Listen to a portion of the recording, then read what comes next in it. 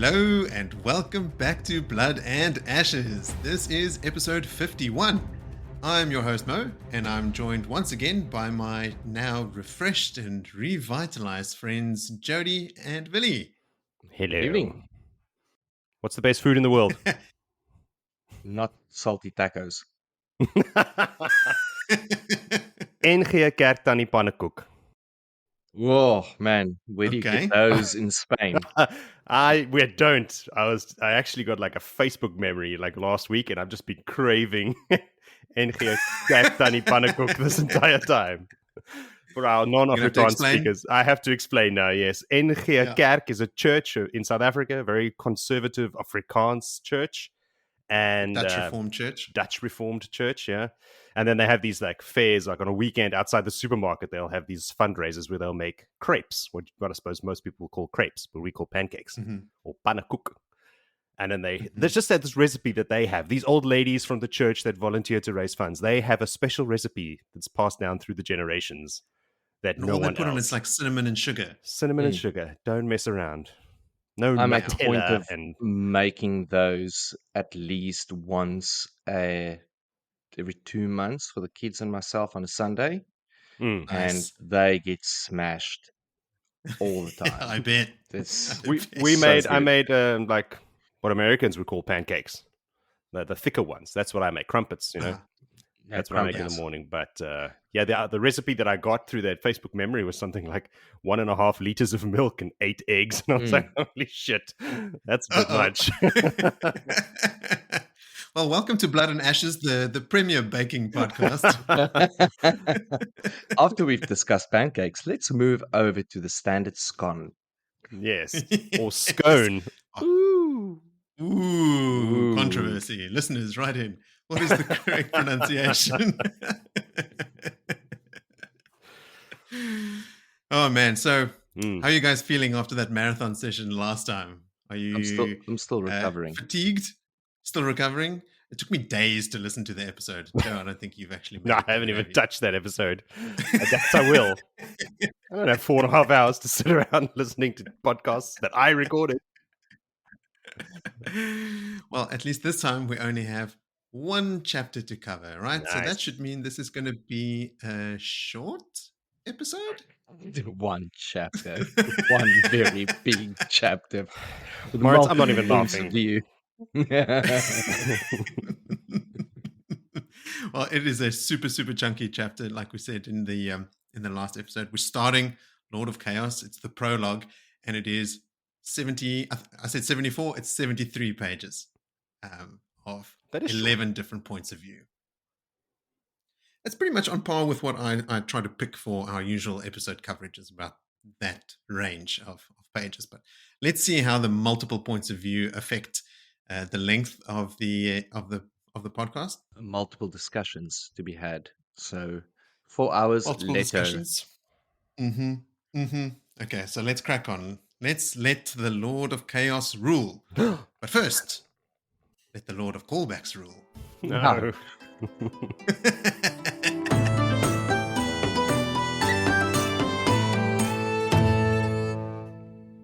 Now, we had a huge episode last time. We covered a lot of stuff. I feel like we also asked a disproportionately high number of unanswered questions. Irrespective of the length of the episode, we also did just leave a lot of threads dangling. And luckily, we got a lot of responses from the listeners, but I also did quite a bit of research and a lot of checking back and that sort of stuff. And there's some real gold in here that I hope you guys get excited about and don't resist with your hangdog faces that I'm staring at through the Zoom call. You can thank Kerry for this. It's all because of Kerry, right? Because that woman had some hard-hitting questions. She should host 60 minutes or something. This is 50% Kerry. There's a lot of positive feedback from our listeners about Kerry's contributions, so we're going to have to get her back in here. As soon as we start thinking Robert's had it too easy, we'll get Kerry back in to just tear him a new one. Okay, let's see here. One of the topics that we discussed at length is, why did Melindra turn on Matt and suddenly try to kill him? And we were wondering, is it the Camelin comment that seems to be the trigger? And I'll read the little passage again. It does seem to be the Camelin comment because Matt goes, I'm going away for a while for Rand. Then a little while later, Melindra's mouth tightened briefly. To his surprise, it was not over his leaving her. So you slip back into Randall Thor's shadow. You've gained much honor of your own among the Aiel as well as the Wetlanders. Your honor, not honor reflected from the Karakan. And then Matt goes, he can keep his honor and take it to Camelin or the pit of doom for all I care. Don't you worry, I'll find plenty of honor. I will write you about it. From Tyr. And then she goes, he's going to Camelin? And then when she quizzes him about it, he goes, just a name I pulled from my pocket because of the Andorrans down south, I suppose. I wouldn't know what he had no warning. One instant, she was just standing there. The next, her foot was in his middle, driving out breath, blah, blah, blah, blah. So she checks with him. He's going to Camelin and then attacks. So what does that mean? If Matt had to leave Rand's side and go to Tyr or something eventually, maybe she knew that she wouldn't be able to go with him and she would lose control over him. So now she's gotten everything out of him that she can, and she would have to kill him anyway. Because if she's been set to sort of woo him, because she's definitely sought him out, right? Like she came up to him and she approached him and, bedded him and all the rest. But if she can't be around him anymore, his usefulness has run its course to her and she might as well try and kill him. But the Camelin thing has to be tied to Ravin. Must. It must. So I like the idea of the 9 bees on the dagger just sort of being an additional red herring to sort of point fingers at Elayne. Maybe it was a dagger that she had with her to use in some other way to sort of also implicate Samael, since Ravin and Samael and Grandel and Lanfear were working together on this plot to sort of point fingers at Samael and Elayne to draw Rand's attention. But long story short, it definitely seems to be the Camelin comment that triggers her. And then we sort of asked about, like, did she really care for Matt? And I went back and I read that passage, and she definitely did. She smiles at him like as she's dying, and they definitely have like a tender moment. And she even says to him, like, but some oaths, are impossible to break. So she did come to care for him, but couldn't break her oath to the Dark Lord. Then, next big topic of discussion. Surely Egwene should know about Rand and Avienda by now, right? Everyone else seems to know. Jewelry that Avienda's wearing. It's like, the maidens are standing outside of a window shouting about it, all that sort of stuff. Yeah. One thing that we can be pretty sure of is that Avienda would be saying if Egwene asked her, are you sleeping with Rand? Are you guys hooking up? Avienda can quite honestly say no. And the same thing to the wise ones. We are not betrothed. We are not sleeping together. I mean, they did once, and people like Kadir and the maidens and those guys are right about what happened between them, but only by accident. Yeah, because they think it happened in that room, or is happening every night when she's sleeping in Rand's room. But it happened in Sean Chan, and as we know, nobody knows the specifics. If anyone knew anything, it's Asmodean, right? Because he knew that they went through there together. So Lanfear shouts that Kadir had told her about the woman and which one is Avienda, which is, hardly definitive. We're saying Egwene would have heard this, right? Would Egwene put much stock if Avienda had sort of been aloof or like pushing away the idea that she and Rand are all together? Would Lanfear shouting this from messages given to her by a dark friend, would Egwene go, okay, maybe there is something to this? Yeah, and but Avienda's lying to me? Lanfear shouts, "You've touched another woman again." Which one is Avienda? So I mean, she pretty much puts it out there. You, my love, Luz, have again touched another woman. This is strike 2. Now I'm angry. Who's Avienda? Let me punish her. And grabs Egwene. Yes, but what I'm saying is that lots of people think that it's happening all the time, and it's not. Yeah. We know that. So, Egwene could say, oh, she also thinks, like the maidens, she also thinks that Avienda is sleeping with Rand all the time. Do you see where I'm going with that? Like, the fact that they did is actually a secret. The rumor is what everyone is talking about, and Egwene knows it to just be a rumor because Aviendha would have denied it. Shouldn't that interaction with Lanfear have confirmed it? Like, ooh, there's meat behind this rumor. Not if the maidens and people are talking about it and the rumor is spreading everywhere, and Aviendha's already said it's just a rumor, it's not true. Fair enough. Let's move on. If Egwene ever asked Aviendha about the bracelet that she got from Rand, Aviendha could truthfully tell her that it was a gift from Rand to ask for forgiveness, which it was. And he did not intend for it to be like a courting maneuver, which he didn't. Only the maidens think that it was. Plausible deniability is what you're saying, yeah. Yes. I'm trying to make everyone's a moron. A little less dumb that Egwene is not saying, you guys are obviously sleeping together because of all these things. Okay, let's take a break from the bigger debates and dip into a bit of pedantry. Joe, you mentioned that a myriad of emotions crossed Lanfear's face when Rand denies her, but it's only a flash of something that could be anguish, and it's gone.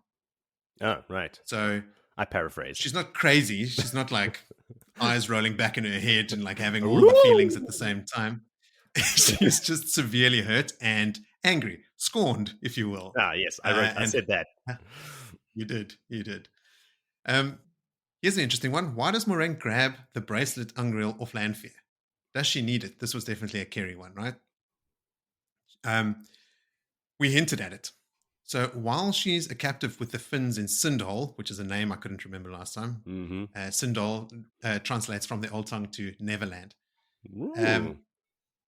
The Finns feed on Moraine's ability to channel.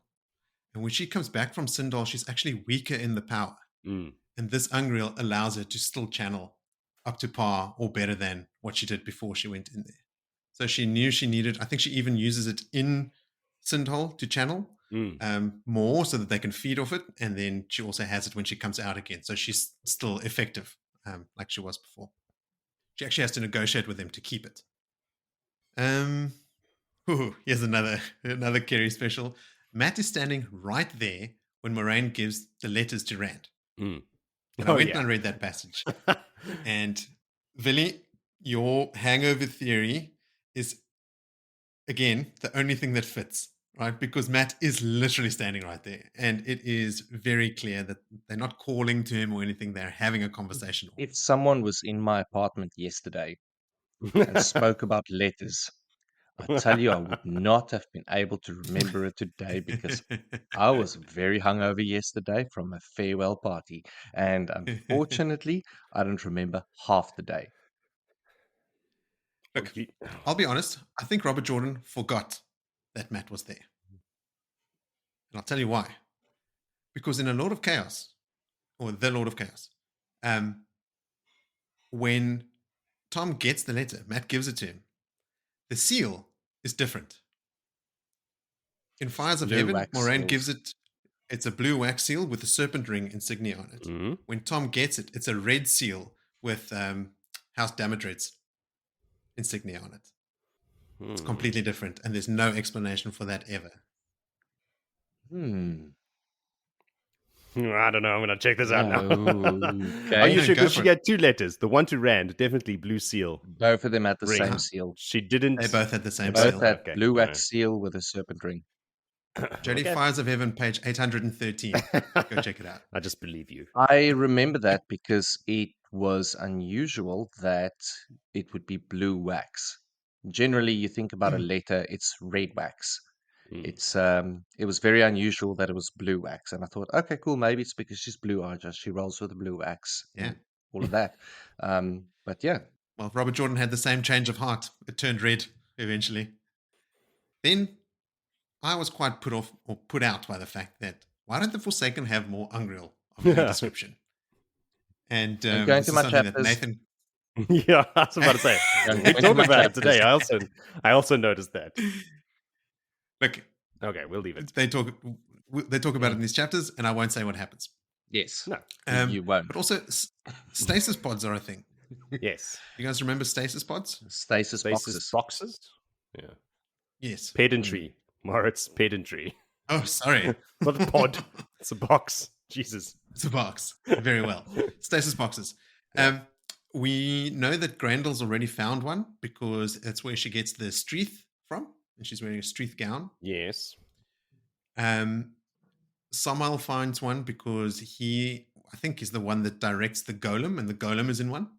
I remember that. I was about. And Moradin also finds one. I think that's where he gets the mind traps. So there's things. And then in addition with the part that Willie will cover in his chapter, we'll not explain why they don't have them, but we'll explain their sort of general attitude about them and at least address the fact. Nathan Cooper wrote in to tell me about it as well. Kerry asked, why do they think they can't follow Moraine through the doorway? Because it immediately flashes white and stays that way with, the lightning crackling all around it and slowly starts to melt. But it very obviously reacts in a way that it did not the first time. So it's a pretty safe bet that they can't go in there. Then we also asked, is it a bit harsh for Amiss calling Rand a fool after he tells them Lanfear and Moraine are both dead? You're a fool, Rand al'Thor, about this and many other things. In that line, I think we get the answer, right? He turned away from the accusation in her eyes because Moraine was dead. Dead because he could not bring himself to kill one of the Forsaken. That's the line from the book. So I think Amiss is in this talking about what's happened with the maidens, like not giving them their place of honor. She would know about them wanting to kill themselves because it happens right after this, right? Like she knows how he's treated the maidens and how he's not accepted their ways.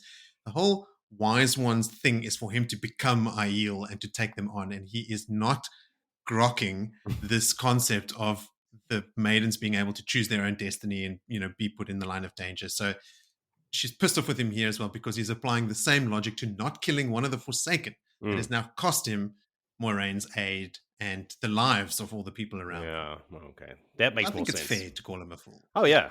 Yeah. Wool-headed sheepherder, whatever. Certainly proving himself to be a wool-headed sheepherder. Then we had a chat about the conversation that Rand overhears between the Wise Ones and Aviendha. Let me read it quickly. Go with the light, Amiss had said, touching Aviendha's face, and guard him closely. You know how much depends on him. Much depends on you both, Bear told Aviendha, almost as at the same time that Melaine said irritably, it would be easier if he had succeeded by now. Sorellia snorted. Even maidens knew how to handle men in my day.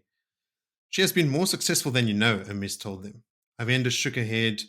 The roses and thorns ivory bracelet slid down her upper arm as she raised a hand to forestall the other woman. But Amiss went on over the half-formed protests. I've waited for her to tell us, but since she will not. She saw him then, standing only 10 feet away with Jaden's reins in his hand and cut off sharply. Aviendha turned to see what Amiss was staring at. When her eyes found him, bright crimson suffused her face. Blah, blah, blah, blah. The Wise Ones want him and Aviendha to marry and to bind Rand to the Aiel. Melaine even mentions she mentions creating Aviendha's bridal wreath for her and laying it at Rand's feet. Remember, books ago in The Shadow Rising, I thought Melaine was offering to marry him herself. But as one of our listeners pointed out, she was talking about, no, Aviendha, I will make the fucking bridal wreath on your behalf and give it to him and make sure that you guys get married. Okay? Richard had given me that reminder now, just after the last episode. Melaine is the one that's annoyed with Aviendha's lack of success, which is true, but the success is not the sex, it's the ties. Melaine is annoyed with the lack of success. It would have been easier if you've had more success, getting Rand to assimilate with the Aiel more. And then when Sorellia says, even maidens knew how to handle men in my day, I feel like she's implying that any Aiel woman could manipulate a man into marriage, and even those who basically turned their back on men in general and chose the spear could do it. Even maidens could handle a man or, could manipulate a man. And then Amiss knows that they have slept together, or maybe even is just picking up on their obvious vibes, right? Like we see in this book, it is definitely starting to show. Even my romantic comedy, senses are tingling. Every time they have an argument and stuff, you're like, oh yeah, of course these two are going to hook up.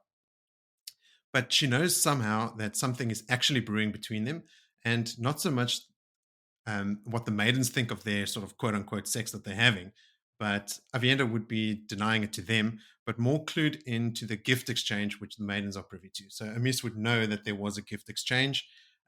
That's probably not something that people are talking about. I think Amiss knows that Avienda is having some success, but it's not obvious to everyone that isn't paying close attention. Ymir says special interest in Avienda as both a apprentice wise one, as an ex-maiden of the spear, and because she is, trying to push her into Rand's arms, basically. But she's very invested in both her and Egwene. So I think we were sort of on the right track last time. Amice and Avienda is also from the same sept. Yes, isn't... Oh, God, here we go. I'm going to set myself up for a callback. Isn't she like Avienda's aunt or something? Aren't they related? I'm not getting involved. Okay. You guys go ahead. All right, let's forge on. Rand didn't use Death Gates, Joe. I went up and I read up the description of Death Gates. Those actually move along the ground. And they spin, or they look like they're spinning, but they're opening and closing the whole time. And then they move along the ground like that. These were, what you said was like Rand maybe using a Death Gate here from Lewis Theron. No, Rand just opened a gateway and there happened to be Trollocs right there and it killed them. It serves the same purpose. It does. It's a gate that resulted in death. There you go. I was right. I'll give you that. They had a gate death. We were wondering about how did they test Foulane and raise it to Aes Sedai in Saladar if the ter'angreal is in the tower? Well, they didn't. Foulane was raised to something higher than an accepted, not full Aes Sedai, specifically because the testing ter'angreal is not in Saladar, nor is the Oathrider. That's what I said. So, when Egwene is raised to Amelin Seat, she raises Nynaeve, Elayne, Foulane, and Theodrin to full Aes Sedai status, despite not having those ter'angreal at all. So she really breaking custom. And then we asked, whose test is it that we do see? Because we do live through someone's Aes Sedai test, and it is Nynaeve's. She eventually, at the tower, goes through the Ungreal. She does the test. Vil, bit of pedantry for you, just, to spread it around for everyone. I know when Rand is following Ravine, he lists the people that have died, and you said that Elayne is dead. Elayne died. She's not dead. No, I meant to say Morgase. Yes. When you listened to the episode today, I you knew it was coming. Today, I was like, yep, here we go. I set myself up. It's like, I have to break up these longer ones with just easy ones. Let's see if he forgets. Let's see how the little test there for the pennant. I'm eager to hear if you've got any callbacks that I might have missed at the end of this. Probably not. Then on the description of Rand's eyes, they're described as blue ice. Vil, you were thinking that it was maybe because of what Ravine was doing to him and changing him and stuff, but it was just a reference to how cold his face was, not something that had remained from the turning. Nynaeve thinks to herself, he was not as she remembered. His features were the same, but his face was hard. Blue ice made his eyes. Just like, oh shit, he's turned into that dude. Also, Lewis Theron had dark eyes. Dark hair, streaked with grey, dark skin, like Rand mentions when he sees his hand changing, his fingers go longer and his skin gets darker. Nynaeve says, I don't even want to know how to use Balefire. But she was the one that used Balefire against the Fades in The Dragon Reborn. When they were captured by those brigands and being sold to the Fades, and those 3 Fades show up and they're saved by the Aiel, Nynaeve is the one that channels Balefire. So she has actually cast that weave. So she probably actually already does know it, because she's one of those ones that like sees a weave and then knows it. But where does she learn it? Shit. You can cut this out if you want. She, I think, in that moment was just like desperation, like her complex healing weaves and stuff. I mean, she also heals one of the maidens that were injured by the side of the river stream there, and like, well, the riverbed. She's done a bunch of things by instinct, and I think that's also a capital T talent, to learn things out of necessity. Then we spoke briefly about entering Tel'aran'rhiod in the flesh. Why is it so dangerous? Like, everyone keeps saying how dangerous it is, and what is it? And it's never actually stated. And according to even Robert Jordan and Harriet, it's actually an in-world superstition. People think it's bad. They perpetuate that. The wise ones in that talk about why it is bad. Now, at the risk of arguing with the author of this and creator of this entire world, then why do the wolves also say that? Wolves are also saying it's dangerous to be in the flesh. I like my theory best. You lose yourself. Yes, Ian Yellen wrote in about it, and he said, It is described as when you're entering Tel Aran'gar that your body in the real world keeps you anchored in reality. But if you enter Tel Aran'gar in the flesh, you don't have that anchor anymore. And your soul and your humanity and stuff does get chipped away at. So it's not, it doesn't have anything to do with the fact that your body is in Tel Aran'gar. It's got something to do with the fact that your body is not in the waking world, keeping you real and sane. And you're losing yourself. Yeah. As we also find out in this episode, Morgase is not seeking help from Pedron Niall when she's entering Amadisia. She's going to King Elrond to ask him for help. Then Asmodean, after being killed and resurrected, now not having the protection of the Great Lord anymore, and he can feel time pulling at him and that sort of stuff. We were asking, did he still have his shield from Lanfear on him? And yes, he did. Because Asmodean thinks to himself, what little of Saidin he could draw tasted like raw sewage. So Richard Jackson wrote in about this as well, and he was saying that you can think of it almost like a weave as being something physical. You know, you can see it, you can break it, you can do stuff with it. It's almost a physical thing, right? For the sake of this hypothesis, say it is a physical thing. And things like protection from the Dark One, the link that Matt has with the Horn of Valir, those things are not. They're not weaves. They're not things you can undo. And there's a distinction between the nature of those things and why one of them would still be in place after being resurrected and the others would potentially not. So there you go. Conclusive. Exactly. Speaking of Richard, I think we should restyle the delivery man as Santa Claus because it feels like Christmas right about now. Because Richard came in with a bunch of comments or callbacks. So, get comfortable. Moraine might know about Kadir and even Asmodean and Lanfear from using her Caesiera to eavesdrop. If she sees someone sketchy, she can actually go listen to what they're saying and that sort of stuff because she's got this ability to eavesdrop from quite a long ways away. Then, why would Moraine say, be wary of Varen? I feel like a fool for not having remembered this when I'm pretty sure at the time we said we should remember this.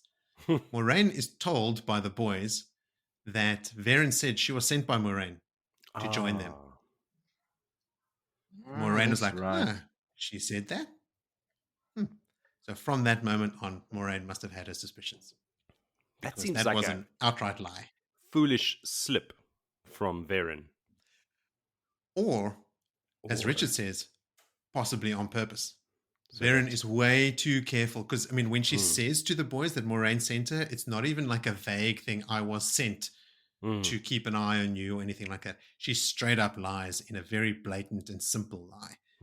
And Varen has been so good at keeping her tracks covered, right? I mean, even from readers who are reading things like this very lie, you know, like she has been exceedingly good. So maybe it was a way to try and tell Moraine or someone that she was Black Archer.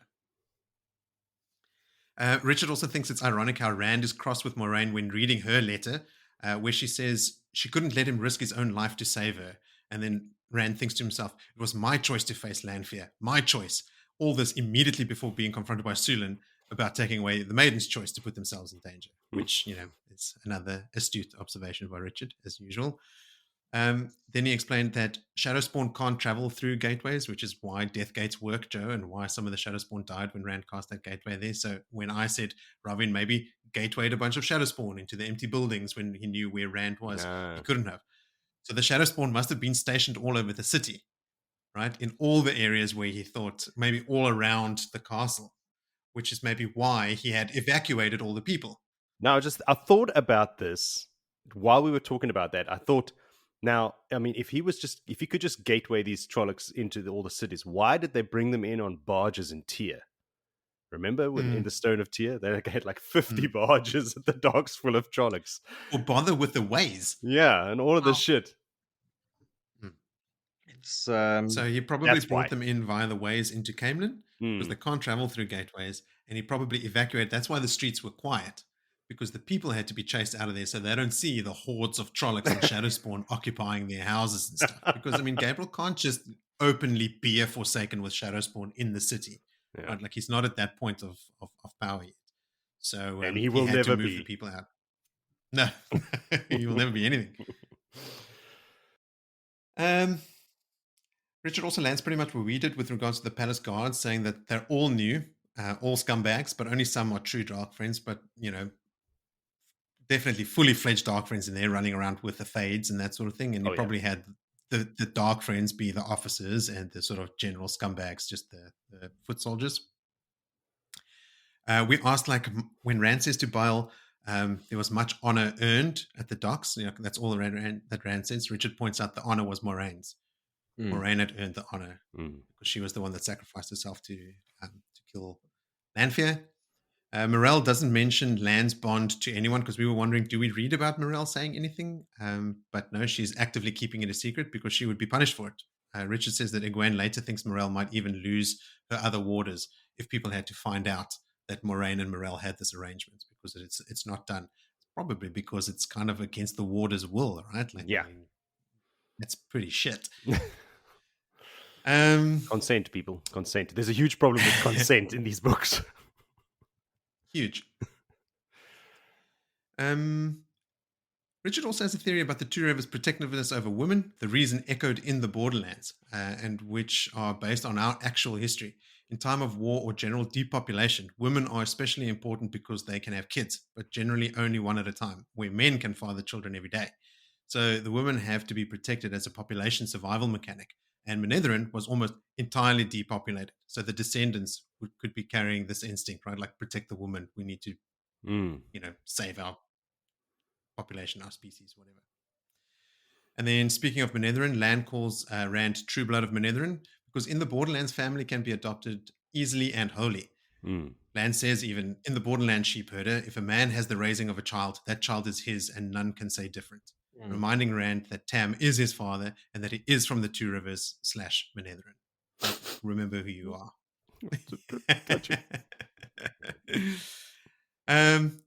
Moraine tells us later in the story that Moradin came to Sindal to find Lanfear, and when the Finns took him to see Moraine, he said this is not the one that he wanted. So Lanfear was alive at some point in Sindal.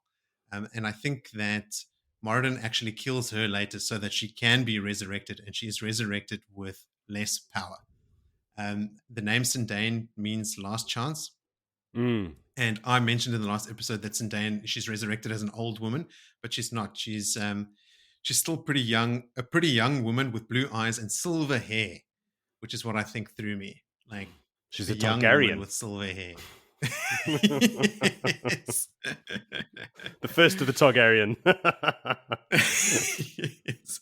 That's where they came from. All right, you guys still with me? We're almost there. Billy's gone. Not long now.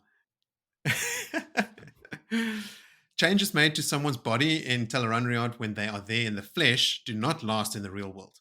So we were wondering, does Rand go back as a werewolf when he was being changed? When Egwene actually leaves the Wise Ones to go back to Saladar, she first admits to her escapades in Tel'aran'rhiod without permission and her lies about being an Aes Sedai. The Wise Ones strap her. She earns back her honor by saying she deserves more and more punishment until the Wise Ones eventually say, no, you've had enough. You've met your toe.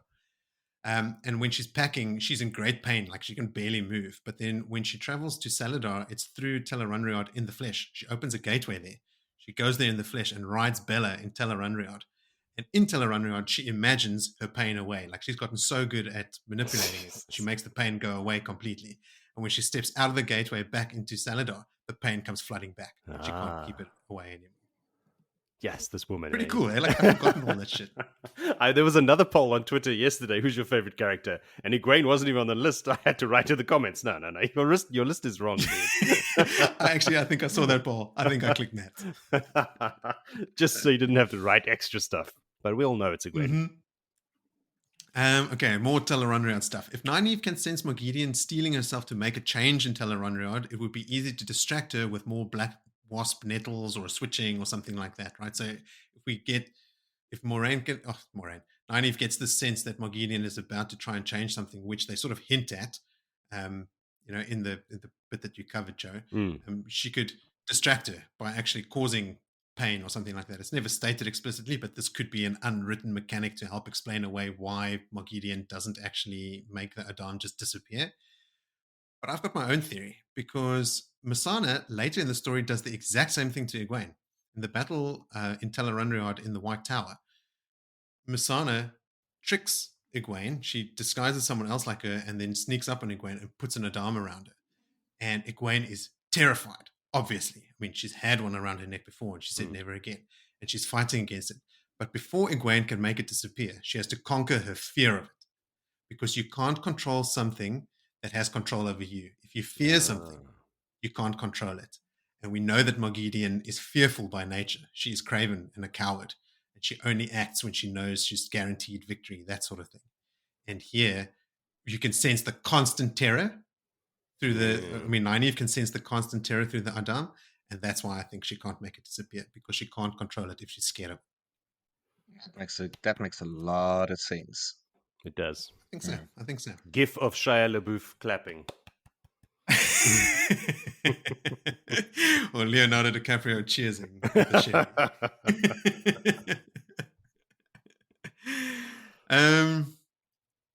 Richard says 9,000 horse is not nothing. Even Taim would be hard-pressed to overcome them. Rand does something akin to this later, and it tires him out completely. Also, Taim's original capture was due to him falling off his horse at the same moment that Rand fought Ishamael in the sky, right? Like, it was in battle. It wasn't because there were a bunch of Red Sisters with, complex weaves or anything. Like, Taim was overcome by physical means. And it seems like even Rand would have a hard time standing up against that many. Then Moraine probably warded the artifacts on Kadyr's wagon. They're warded in the tower and in some other places. So, yeah, probably not just lying around. Forsaken can't just rock up and take them, I have to assume that there were some wards, or at least Richard does, and reminded me that this is a thing. Warding things is a thing. I mean, Kalandor has been warded. It's warded against men and women. The people set wards all the time. Then, okay, that's everything from Richard. Oh, God. Thanks, Richard. That answers a lot of questions. And, peppered with a couple of things from Ian and myself, but, there we go. And then Ian also wrote in quite a few observations as well. He had the same ones about Lan's stance on Rand as an adopted son of Menetherin, Sindane's description and the fact that it means last chance in the Old Tongue, and the Wise One's intention for Aviendha with regards to Rand. He also adds that Nynaeve's stubbornness serves her well in Tel Aran'gar, since it is a place where willpower equals power. Yeah. And Nynaeve is nothing if not extremely stubborn, right? So willpower would make her actually quite powerful in there. I guess the same goes for Gawyn. I already said the thing about the anchor of your body in the real world when you're in Tel Aran'gar, so the difference between going there in the flesh. Now, this last one, I don't recall at all, but this is huge. So if you guys remember this, tell me. If you don't, I'm going to put it out to our listeners. Keep Ian Yellen honest here. Don't take this the wrong way, Ian, but this is huge. Rand doesn't actually have another personality in his head. Apparently later in the story, it's revealed that it is only memories, but that Rand conjures a personality to cope with these memories. So it's not actually Lews Theron's voice. It's Rand making up a voice for Lews Theron to own these extra memories that he has in his head, which in fact does make him crazy. Because I was asking if he just has this voice like telling him real things from the past in his head. He's not crazy. He's just reacting to a thing that's really happening to him. But if they are just memories and he's made up a voice, like a proper, schizophrenic, or actually not a schizophrenic, someone with multiple personality disorder, you're creating a personality in your head to assume those memories. In which case, he is mad. It is madness. So Rand's mad. Look, he's mad. No. He's definitely mad. He gets mad eventually. Insane. Yeah. That's quite a cool tidbit, and I'm surprised that I would have forgotten something like that. Like, it's not actually Lews Theron's voice. It's a construct of Rand's to cope with these additional memories, which is fun. I'm going to be looking out for that one. Put a big old pin in that guy. There you go. John Pierce also had some contributions. with the bracelet Terangriel or the bracelet Ungriel, I think it's not quite strong enough to be a Sa Ungriel. It's just a regular Ungriel. All the same things I had said before, but Jonna notes that it's probably the bracelet that makes the doorway react the way that it does. Much like the stone ring and the accepted test Terangriel reacted with each other, pushing an Ungriel through the doorway.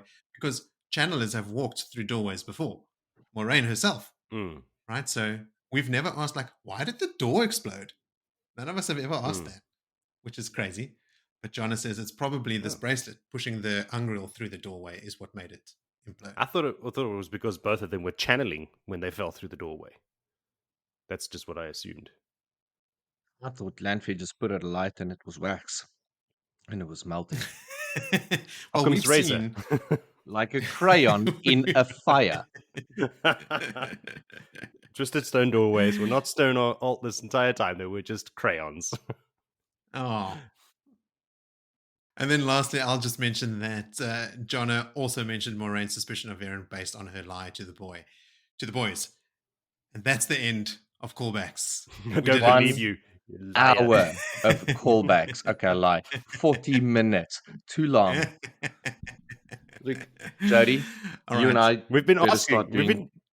It's our fault. We keep saying, people, write in. We do. You make your bed, you got to sleep in it. We sharpen our pencils. We get our game a little bit back together. We read it 4 times. We listen to all 150 hours of the podcast at least once a month, so that we can eliminate these. Good luck with that. All right, let's do a quick recap so we can get in. Oh, God. Christ, I'm really going to try and do it quick. Okay. You can't do a quick one and that. Just insert here. Just click on the link to listen to last week. I've got it all 4 hours later in point form, and I'm gonna burn through it. I'm gonna read it really, really quick. Okay, go. Rand is about to leave for Camelin to avenge Morgase's murder, but is intercepted by Moraine. She gives Rand a letter to open at a later stage and another to deliver to Tom, and asks him to follow her to the docks to show him something. Shortly after arriving, Lanfear bursts onto the scene, brandishing Kadyr's skin sack, furious at the news of Rand's perceived infidelity. She deals with Lan and Moraine, grasps Egwene and Aviendha with the power, and starts fighting Rand to shield him from Saidin so she can kill him. Rand can't bring himself to kill her, and is on the verge of losing the one-power battle when Moraine reappears and tackles her through the Twisted Stone doorway. The doorway is destroyed, and as far as everyone is concerned, Lanfear and Moraine are both dead. Lan leaves and asks Rand to tell Nynaeve he's fallen for a green sister and that she should forget him. He advises Rand to do the same with Elayne. The wise ones admonish Rand for his foolishness and tend to severely hurt Egwene and slightly less hurt Aviendha. Sulan gives Rand an earful about dishonoring the maidens to the point of suicide, but Rand concedes he's been a fool and will bring them to Camelin along with the other societies. Rand, Mat, Asmodean, Aviendha, and a few hundred Aiel skim to Camelin, where they're immediately attacked with one power and hordes of Shadowspawn. Mat, Aviendha, and Asmodean are all killed in the attack. Rand loses it and weaves a gateway directly to the Camelin throne room, where he finds Ravin and starts to chase him through more gateways into Tel'aran'rhiod. Rand and Ravin trade power blows in Tel'aran'rhiod, with Ravin taking a more tactical approach, leading Rand into traps and using Tel'aran'rhiod to mess with Rand to get an upper hand. Meanwhile, Nynaeve is teaching Swan how to use Tel'aran'rhiod when she spots Morgase in a window. She chases Swan out of Tel'aran'rhiod by grabbing the stone ring Terangriel off her and jumps to Jiren. Morgase finds her there easily enough and cows her. Before Moggy can get really nasty, Brigitte arrives and distracts her. Nynaeve forms a plan and crawls to Morgase while pleading for her life, and suddenly manifests an Adam around her neck and takes control of the Forsaken. Moggy spills on Rand and Ravin's plans, and Nynaeve takes them to the palace in Camelin, where Rand is currently battling Ravin, both in the flesh. Ravin is busy winning the fight against Rand when Nynaeve tracks him down, envelops him in fire, and adequately distracting him from Rand. This gives Rand a gap to recover, spot where Ravin is hiding, and end him with balefire. Rand goes to make sure he's dead, finds Nynaeve and delivers Lan's message, and asks her to deliver a similar message to Elayne from him. After Rand leaves, Nynaeve doses Morgase with Forkroot, knowing she's in Saladar too, and tells her, "See you soon, biatch." Rand returns to the waking world, destroys the majority of the Shadowspawn, and finds Mat, Aviendha, and Asmodean no longer dead. Hooray! Later, he's observing them from a window in the throne room when Davra and Bashir arrives and pledges the allegiance of Saltea. Rand also announces his amnesty for men that can channel. Grindel kills Asmodean in a pantry. Morgase crosses into Amadisia, seeking the help of King Elrond to reclaim her throne. Boom. One mistake. Only one mistake. What'd I say? She said, "I'll see you in Saldea."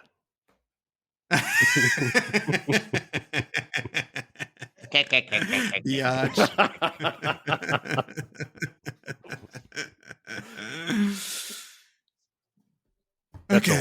So, let's start a whole new book, guys. Let's do this again, all the way, one more time, from the top.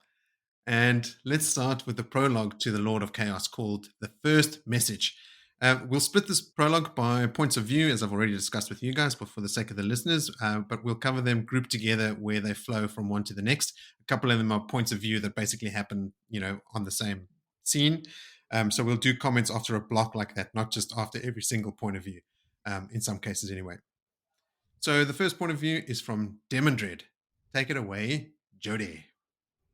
Demandred. Never know how to pronounce this guy's name. Anyway, we got this dude. He steps out of a gateway onto the black slopes of Shaido Ghul. He's come to see the boss. He was called to the office.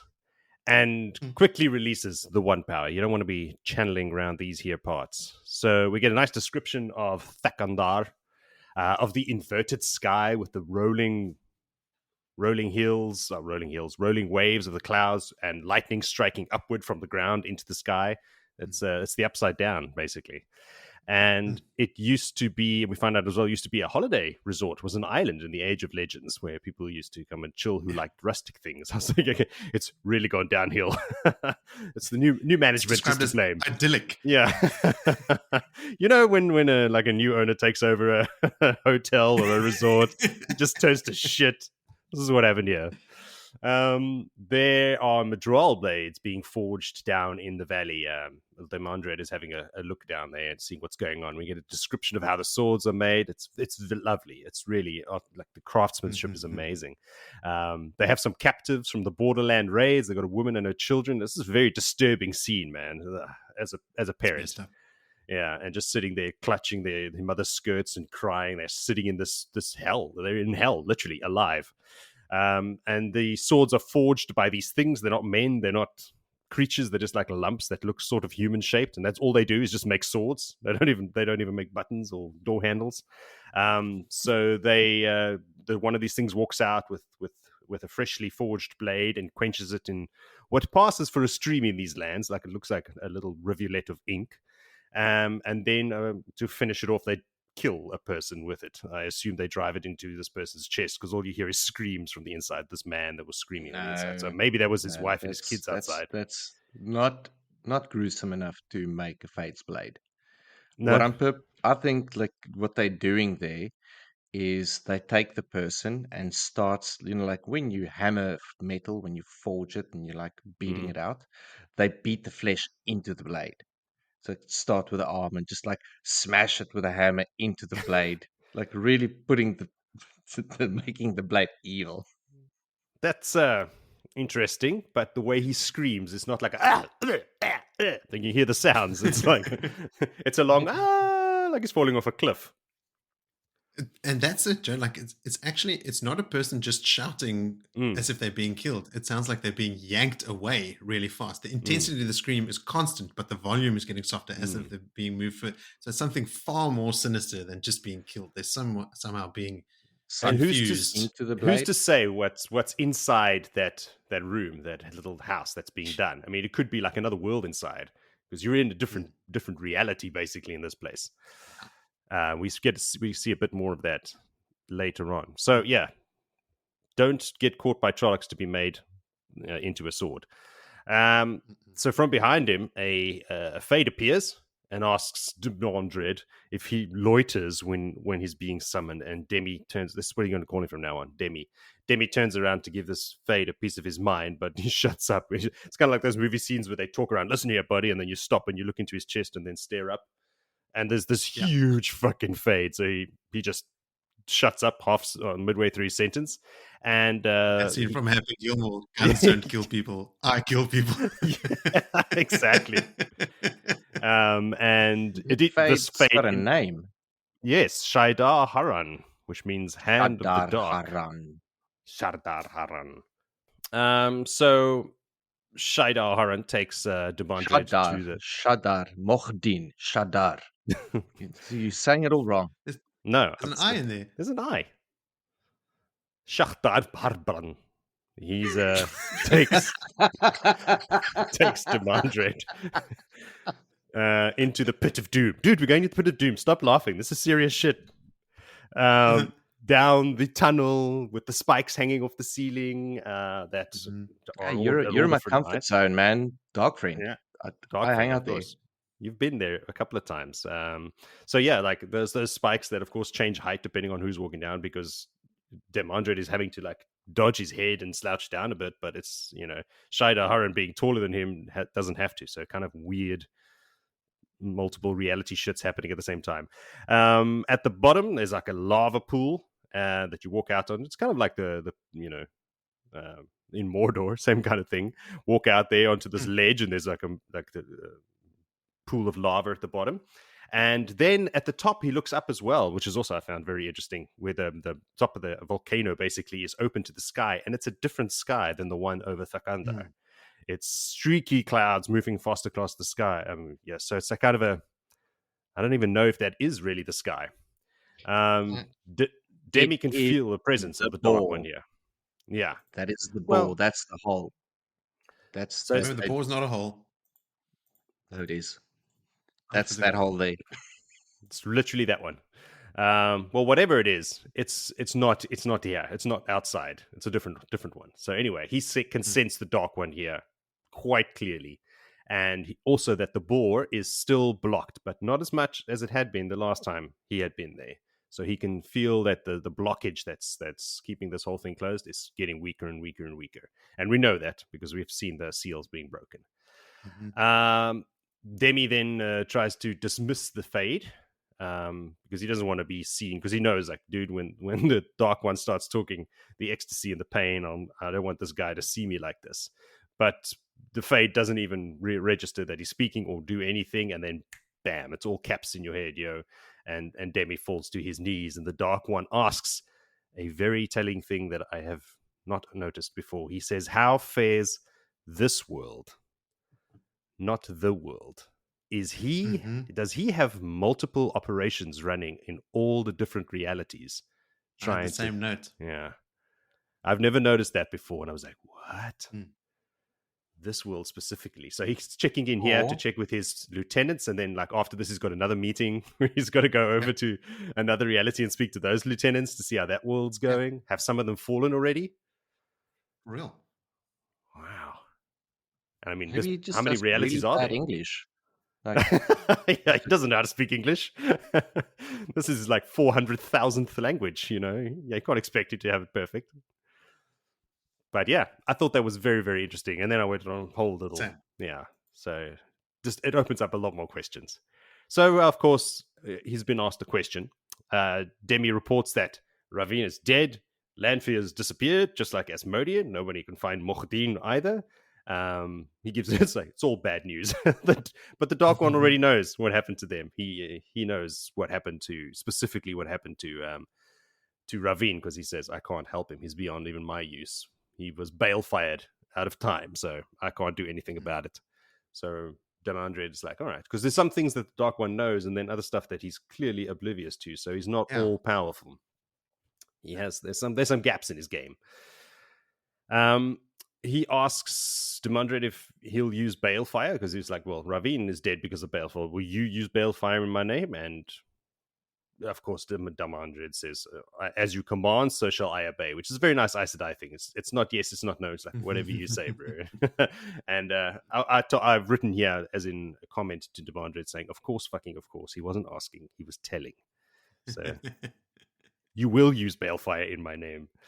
The Dark One also asks him, would you like to be nameless? And that, of course, now the wheels are turning in his brain. Of course, he'd like to be nameless. And then gives him a message that we are not privy to, which causes tears of joy to stream down his face. So this last image of him there is on his knees in the pit of doom, with tears running down his face and like smiling because he's so happy. And this whole time, Shaido Haran is just standing impassively watching him. And that's how we leave old Demi. I, through my research, have found out what that message was. It took me quite some time, and I pieced it all together just shortly before we really got to this. It's the recipe for ingekerk pannenkoeken.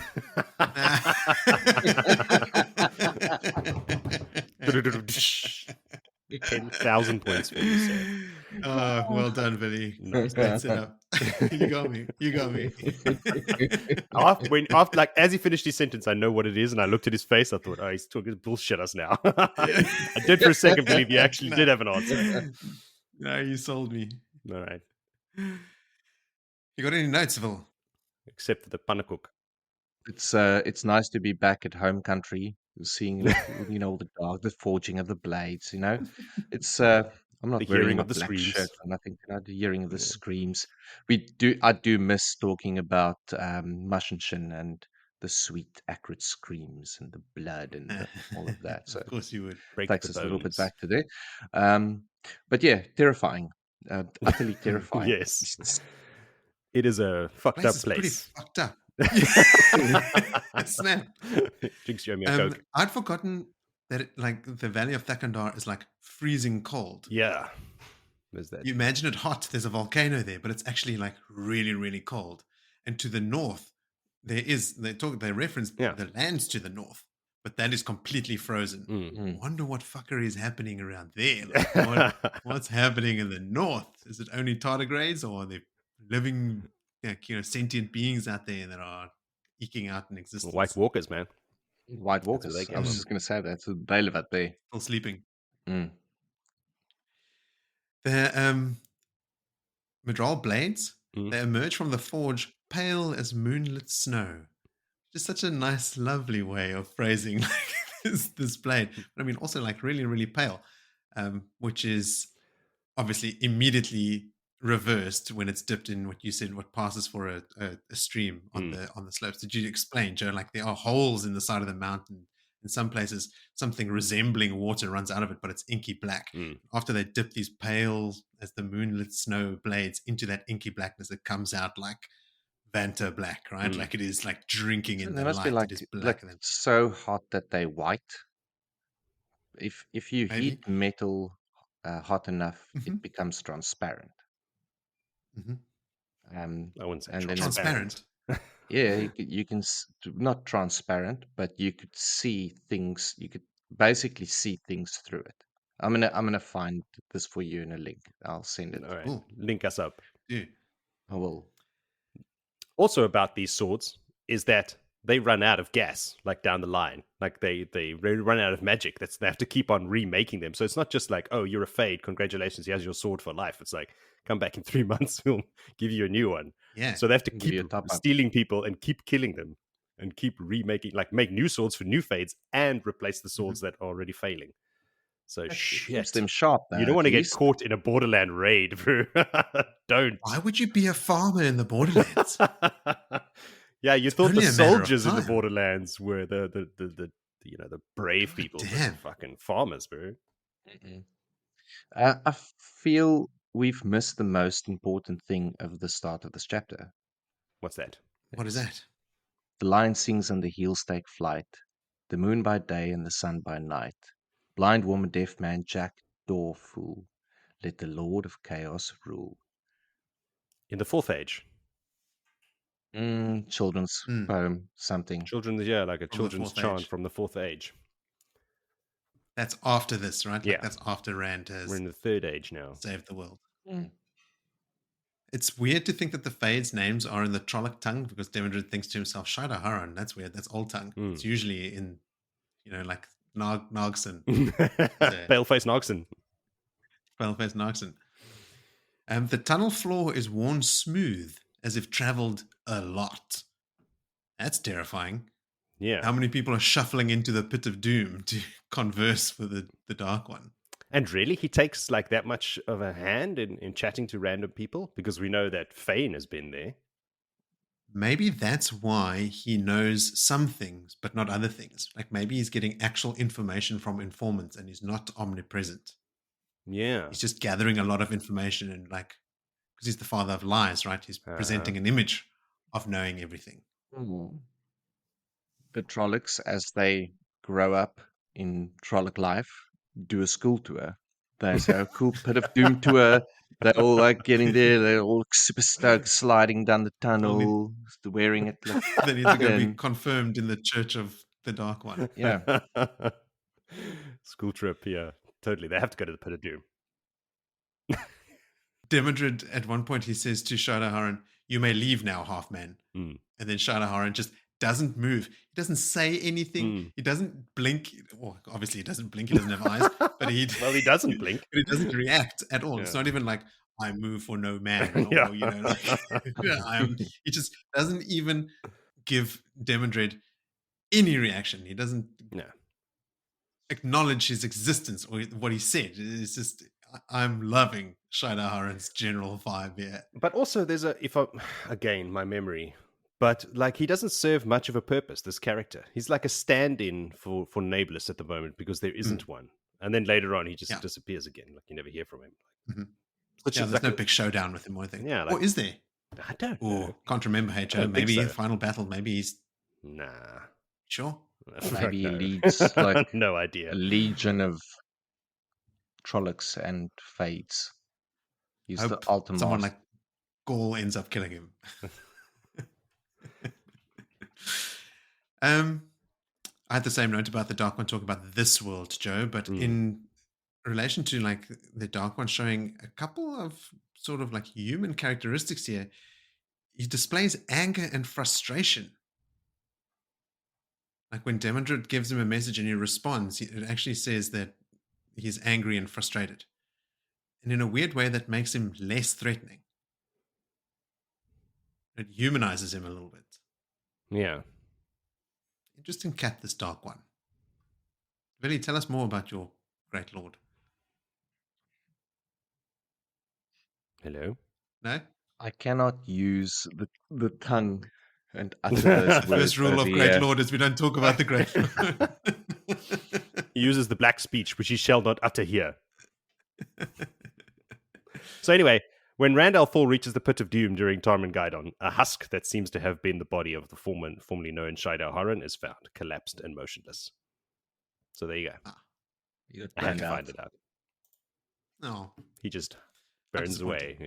They run out. Didn't need him anymore. Is Shaido Haran not like a part of the Dark One, like the Dark One manifesting himself? His hand. Yeah. His hand of the dark. Is it like the end of his arm? The hand of the king is literally the king himself. Part of him, at least. And that's why he doesn't give a shit about what nobody thinks. Oh, he's got power over Forsaken, as we will also find out in someone's chapter later, or in someone's section later. Anyway. The stone that Demandred is kneeling on is so hot that his knees start blistering. But he dare not that's move. why he's crying. Yeah. No, my knees. And the last note I had is that the Dark One says to Demandred, okay, listen now, I will give you the plans. Here who will die and who will live. So the Dark One already knows, I'm reading into this, like, which of his Forsaken, which of his chosen, quote unquote, will die. Like, I think he's giving Demandred very, very high level plans, not relating to foot soldiers, but like, this is what's going to happen in your ranks in the coming months. I just keep laughing about what Willie said about the school trip. Just imagining these little troller kids running in, and the Dark One just speaks in all their brains at the same time. Hello, kids!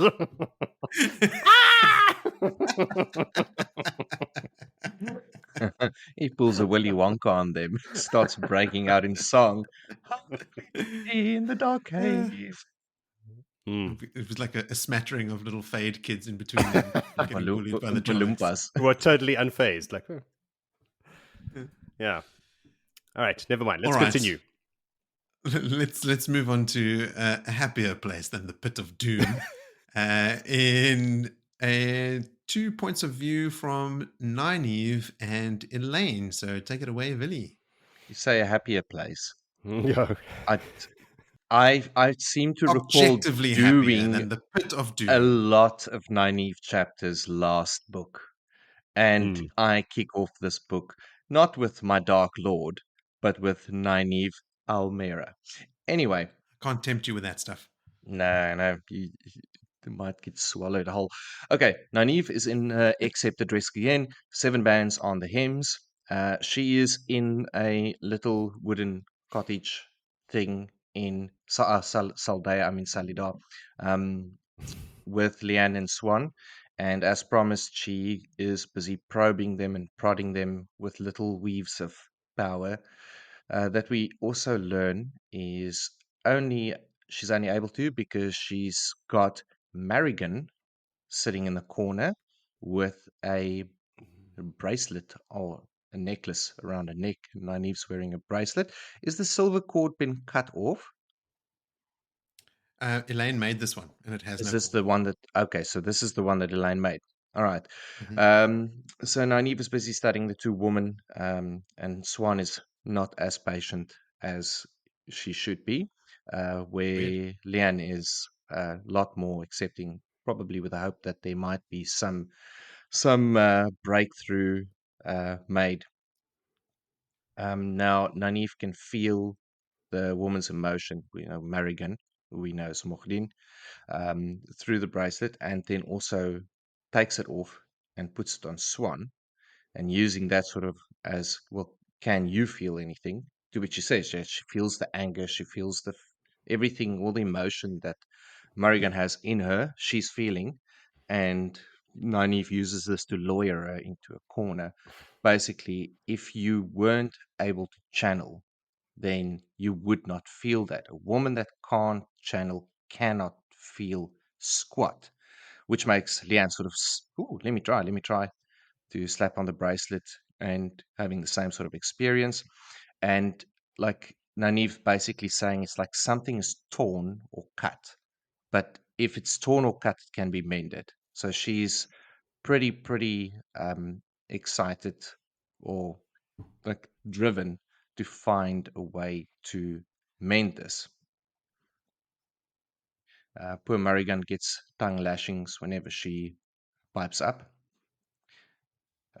What does come out now is that over this period of time that has lapsed, they've been extracting information, and exactly why they wanted Moghedien is to extract information. And what has become very clear to Nynaeve is that so much is lost to the Yellow Aja in terms of healing. Like they've almost gone down to bare bones of mending cuts and bruises is the best that they can do, where there's a lot more that they could have done. Nynaeve hates the link that she has to the woman. She hates wearing the bracelet, and I think she hates it maybe more because that's the way that she can channel now, is by being connected to that woman due to her block. Then the door bangs open, not a knock. All three of them shit themselves and jump up because they're all breaking some form of law. Ironically, the four women in the room at this time with Elayne that's now coming, all are big fat liars. Swan and Leanne, they just loving the fact that they now can lie. So they are double dipping into the lies. And Elayne and Nynaeve are not any better. Elayne enters and she is pretty upset about news that the Salidar Tower is sending an envoy to Rand and she can't go.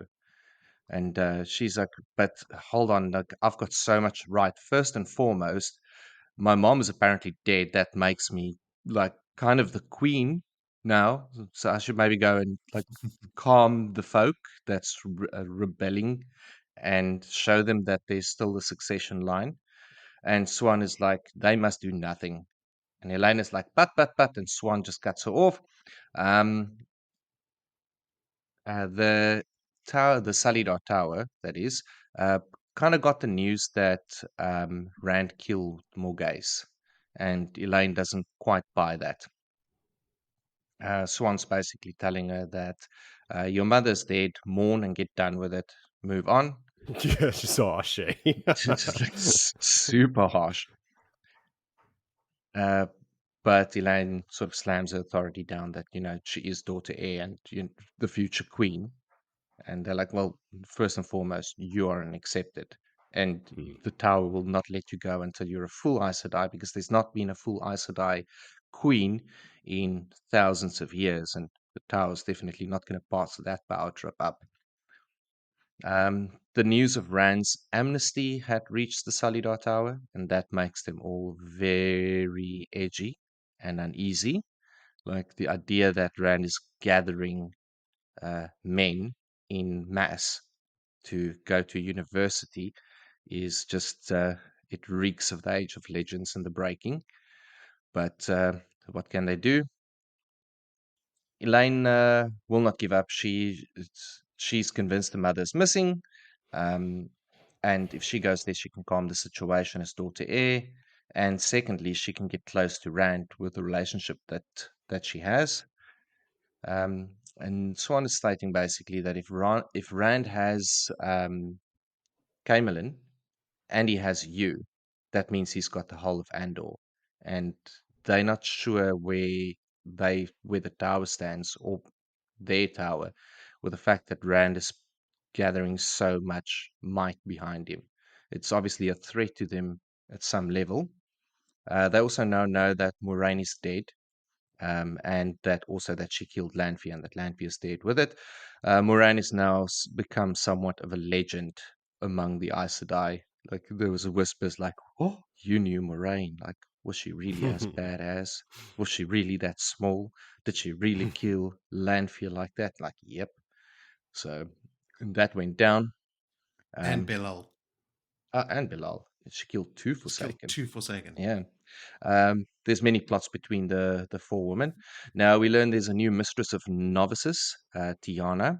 She is just as ruthless as Sheriam.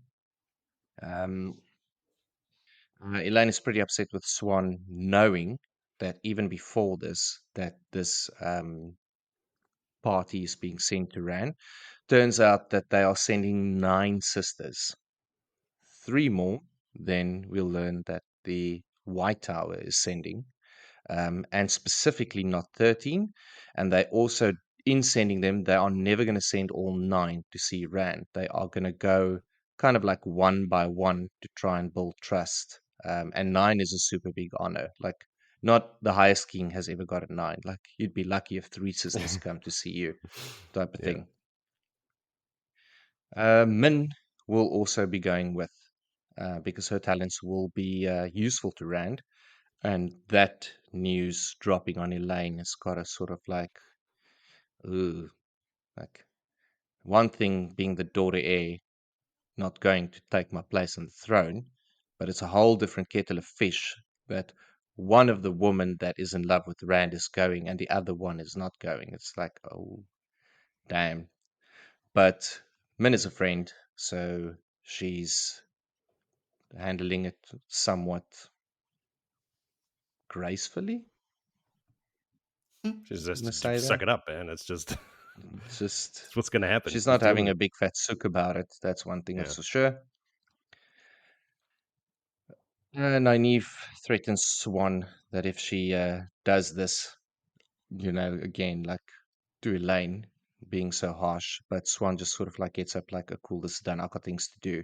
Swan is a little bit nasty, very nasty of late. But anyway, Marigan sits in the corner there. She's learned to behave now, and I think Black Wasp Nettles has done the trick there. But she says she so does love seeing them all bite at rats that's stuffed in a box together. This is the part where the big reveal comes in. That not really a big reveal. That Marigan is Moghedian. Now, Moghedian is being kept secret by these 4 women. It's Yes, rightly because so. they know that um, she'll be in a shallow grave within a heartbeat, in an unmarked shallow grave, if they were to find out. So they just doing their very best to keep her secret and extract information out of her as best as they can. There is so much knowledge that has been lost since the breaking. And the only 5 people that know about this, obviously, Swan, Leanne, Bagheet, Nynaeve, and Elayne. Now, just to touch on the weather, it's not gone cold. It is hot and dry and sucky. So when the book series started, winter took a long time and spring hasn't come. Well, they just rolling this on forward. The season's all fucked. We learned that the strength for healing comes from the power, and the power alone, not from the person or the patient, which I had a bit of a question about. Like, okay, but when you healed, why must you sleep and eat so much? Now, Morgase was saying in the Age of Legends, they knew a form of healing that used only the power and not the person. Because Okay, here so we're constantly I told missed that. the healing is coming from you. Now Elayne leaves, and we move over to the Elayne perspective. Brigitte was keeping watch outside, and she's playing with the two little boys that were a former husk of kids that have now started lightening up and become children again. Barely. They still don't talk. They're getting there. At least they're smiling a little bit. I It's don't think they are. Billy's just That super happens optimistic. eventually. They're described here as still being very shook up, and they never speak. they're getting better. Just give it. They are. Give it time. Okay. Just give it Okay. time. So Elayne is walking with basically Min and Rand on her mind, and then basically Salidar has now been growing. Like the streets are busy, it's bustling. It's like you can't walk. There's Aes Sedai novices and accepted everywhere, to the point where the novices don't even go to Aes Sedai until they actually addressed. Um, they're also in the process of deciding who. This is now the six, that who will lead, and who will they put as the Emerald seat that they want to choose. Gareth Brynner's there. He's walking in his armor. He's been kind of like not offish. He's civil and polite to Elayne, but considering that he saw her grow up from a small child, it's there's not much of a relationship there. Elayne then walks into Anaya Karel and Janya Frende. Now, Janya is super frantic, fast talking brown sister that is like super excited about all the very, very nice things that have been discovered. And then Anya grabs her by the arm. She's a calm blue, and then says, "Very well done on all the work that you." So Elayne is getting a lot of praises from these two Aes Sedai, based on her discoveries. One obviously being the making of Terangriel, which was something that was completely lost. She's made two successfully, which is the Adam and the green disc Terangriel for the dreaming. So that is super good. But Elayne feels guilty getting all of these prizes because they are extracting it from a Forsaken that they have to keep secret. The green disc is for invisibility. Was that for invisibility? Anyway, she's making some cool shit. Yeah. Yeah. Now, quick rundown. Anaya, who is the Blue Sister, is one of the Aes Sedai that was at Valdara. She is one of the sisters that was present when Matt was healed. She started training both Nynaeve and Elayne on the road back from Valdara to the White Tower. She was present when Moiraine was tested for the Shoal, and she's no longer alive in the present time. And she had died. Wasn't she also the one that was trying to test Gawyn for being a dreamer?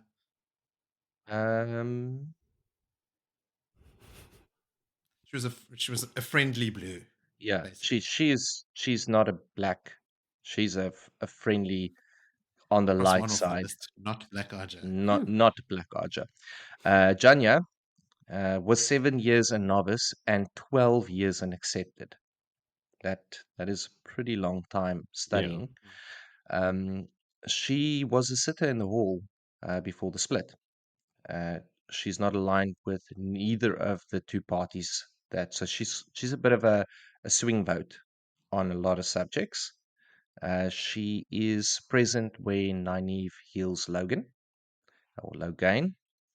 She is one of the first sisters to back Gawyn as the Amyrlin seat, and she votes yes for the alliance with the Black Tower, and she's currently alive, or in the status of the books. They very much praise, like I did say, Nynaeve and Elayne for their discoveries. And some of those was how you hide your ability to channel from other women so that it cannot be sensed, extracted from Argideon, how to change your appearance and disguise yourself, how to make, obviously we said the Terangriel, which was lost since the breaking, and inverting weaves so that it can't be seen by others. And there's compulsion, which is still Nynaeve saying we have to learn it to conquer it, and Elayne is like, no bueno, don't want to delve in that dark magic. Nynaeve feels that Elayne is ready to be raised as soon as they're back in the tower, which is, we all know, about time. And Elayne excuses herself because she wants to see Min before the envoy departs. She knows exactly where to go and find Min. She's down by what used to be a brook. That's now just a little small running stream with a severe drought that they're facing in this long summer. Elayne in head walking there, just thinking that she wants to bond Rand, which basically gives her no choice but to become Green Archer, because she's already bonded another warder that no one still knows about.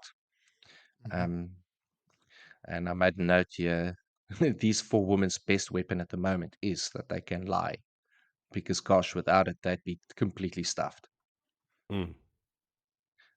She also realized that in the ability to use the power, most Aes Sedai know something that they keep to themselves. So it's Yes. not an open share fest. Their words that they speak may not always be what you think it is, and they do not share all their trickery, even amongst themselves.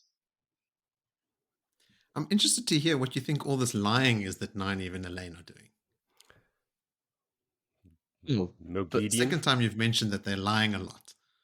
No, it's just, do we want to discuss it now, or shall we? Are you done with the chapter? No, not yet. It's nice to go chat with Min. There's still lots. I still got like 10 pages here. Sorry, I So asked. yes, so Min, she eventually sits down by her there. Min is in her breeches and her coat, normal old Min, with a little bit of embroidery added to it now to be a little bit more feminine. Min says to Elayne that, okay, so you know, and Elaine's like, yes, I do know now. Min tells her that Swan wants her to spy on Rand, and Elaine's like, well, you won't be doing that, will you? Min doesn't really answer. Elayne thinks for a moment to bind and gag her and mask the weaves with the one power, and so that she misses the trip there. But obviously, she won't do it. She asks about Gareth Bryn, that's released her from sort of duty to him, but he made sure that she knows that she'll make it up at a later stage. Elayne asks her if she'll carry a letter to Rand from her, and she doesn't want Rand to know about Min's ability with the viewings, and the viewing specifically about 3 wives, because she's scared if Rand finds out that the viewing was there, that he would fall out of love with Elayne, because then it's just part of the pattern and not a true feeling. Min says she won't tell. She also then cracks a joke and said they can divide him like a pie and leave just a little bit of a crust for the third party. And I have a fat cackle about. I'm like, yeah, that crust already had a lot more pie action than you girls had. Min, you girls are getting seconds. You're getting seconds. Min does not know that Brigitte is actually the real hero of the Horn, and she's like, how can this woman be named the same name and runs around with a bow? But yep, that's all real. We learn that Min was born in the Mountains of Mist. Does that make her also Manetherin blood? She Manetherin. And Perhaps. Elayne wishes that Morgase is alive, Rand loves her, and Moghedien was dead. End. Morgase is alive? It's like the departing things. Like she wishes that her mom is alive, Rand loves her, and Moghedien is dead. Those are the three things she wishes.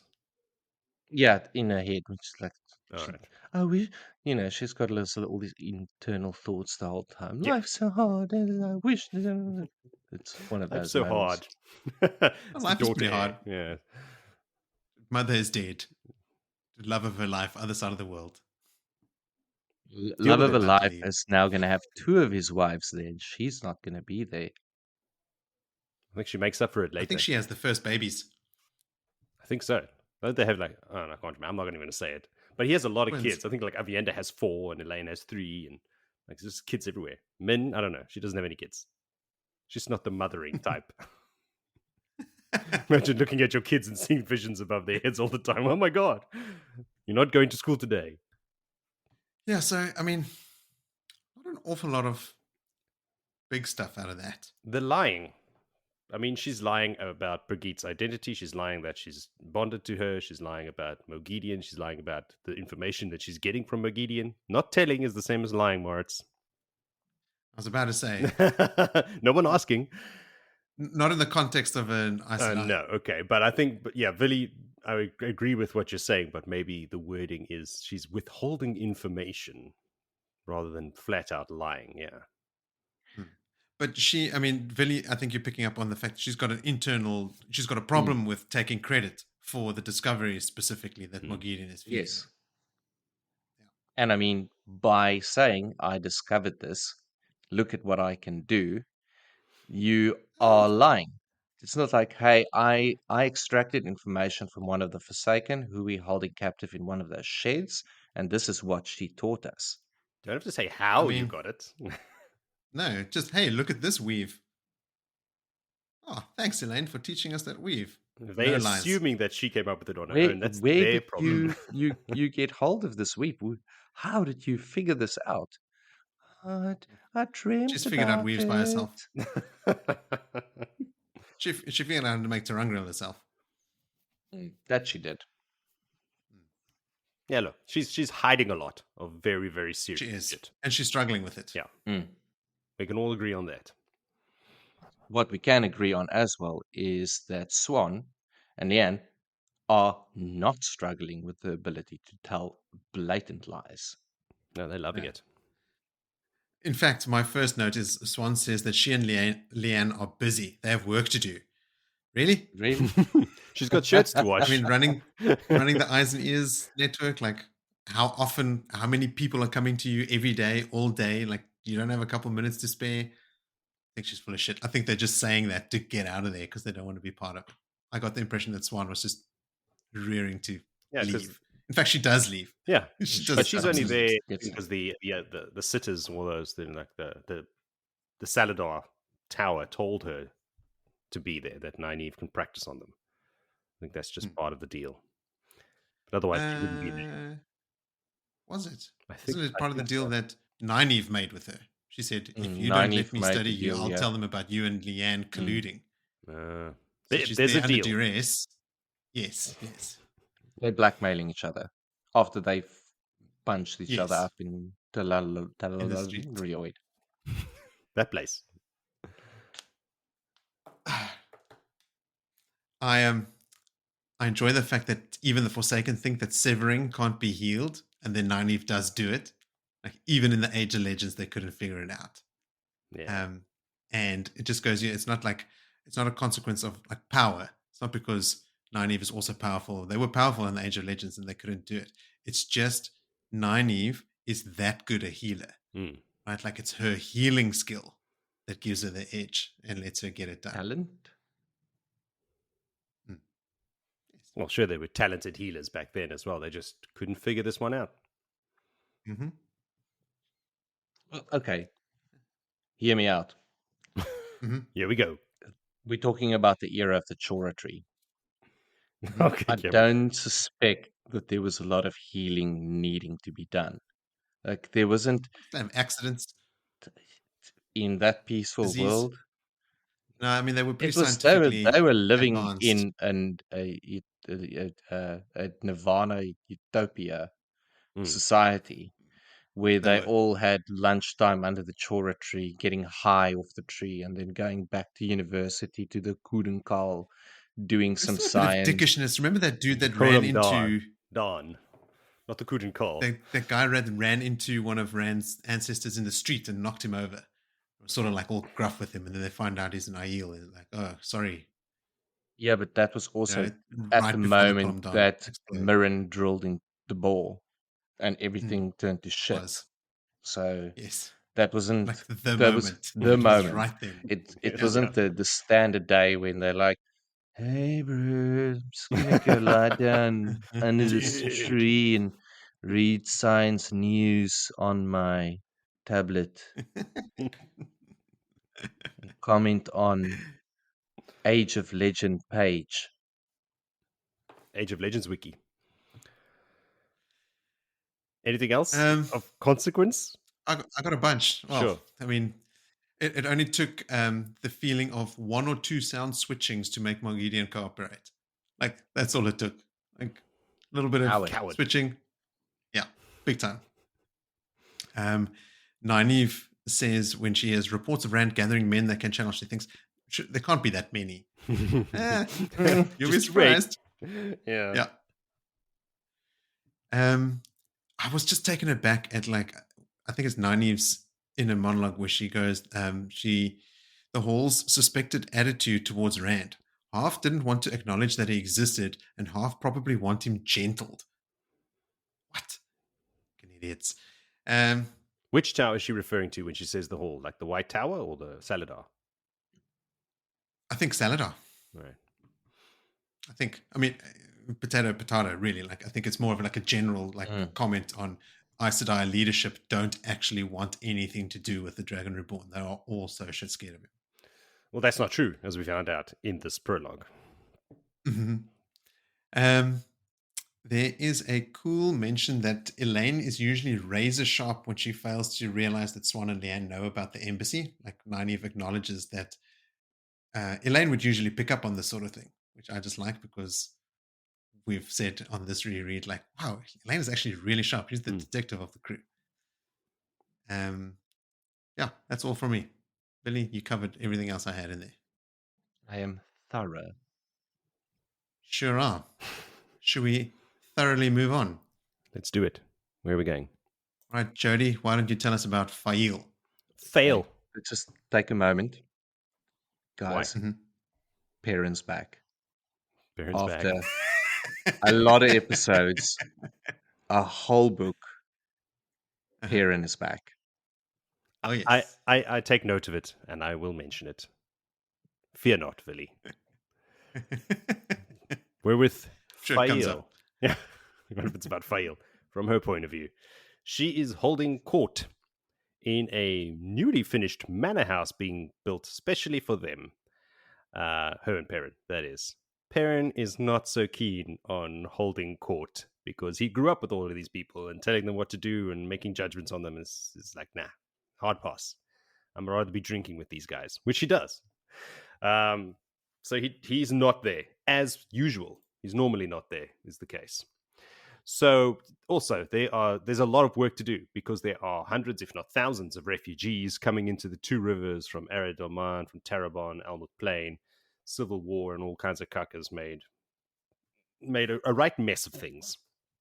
So in between all these judgments, there's not only the local people, but there's all these foreigners, all these immigrants stealing people's jobs. A Domani woman and a local man a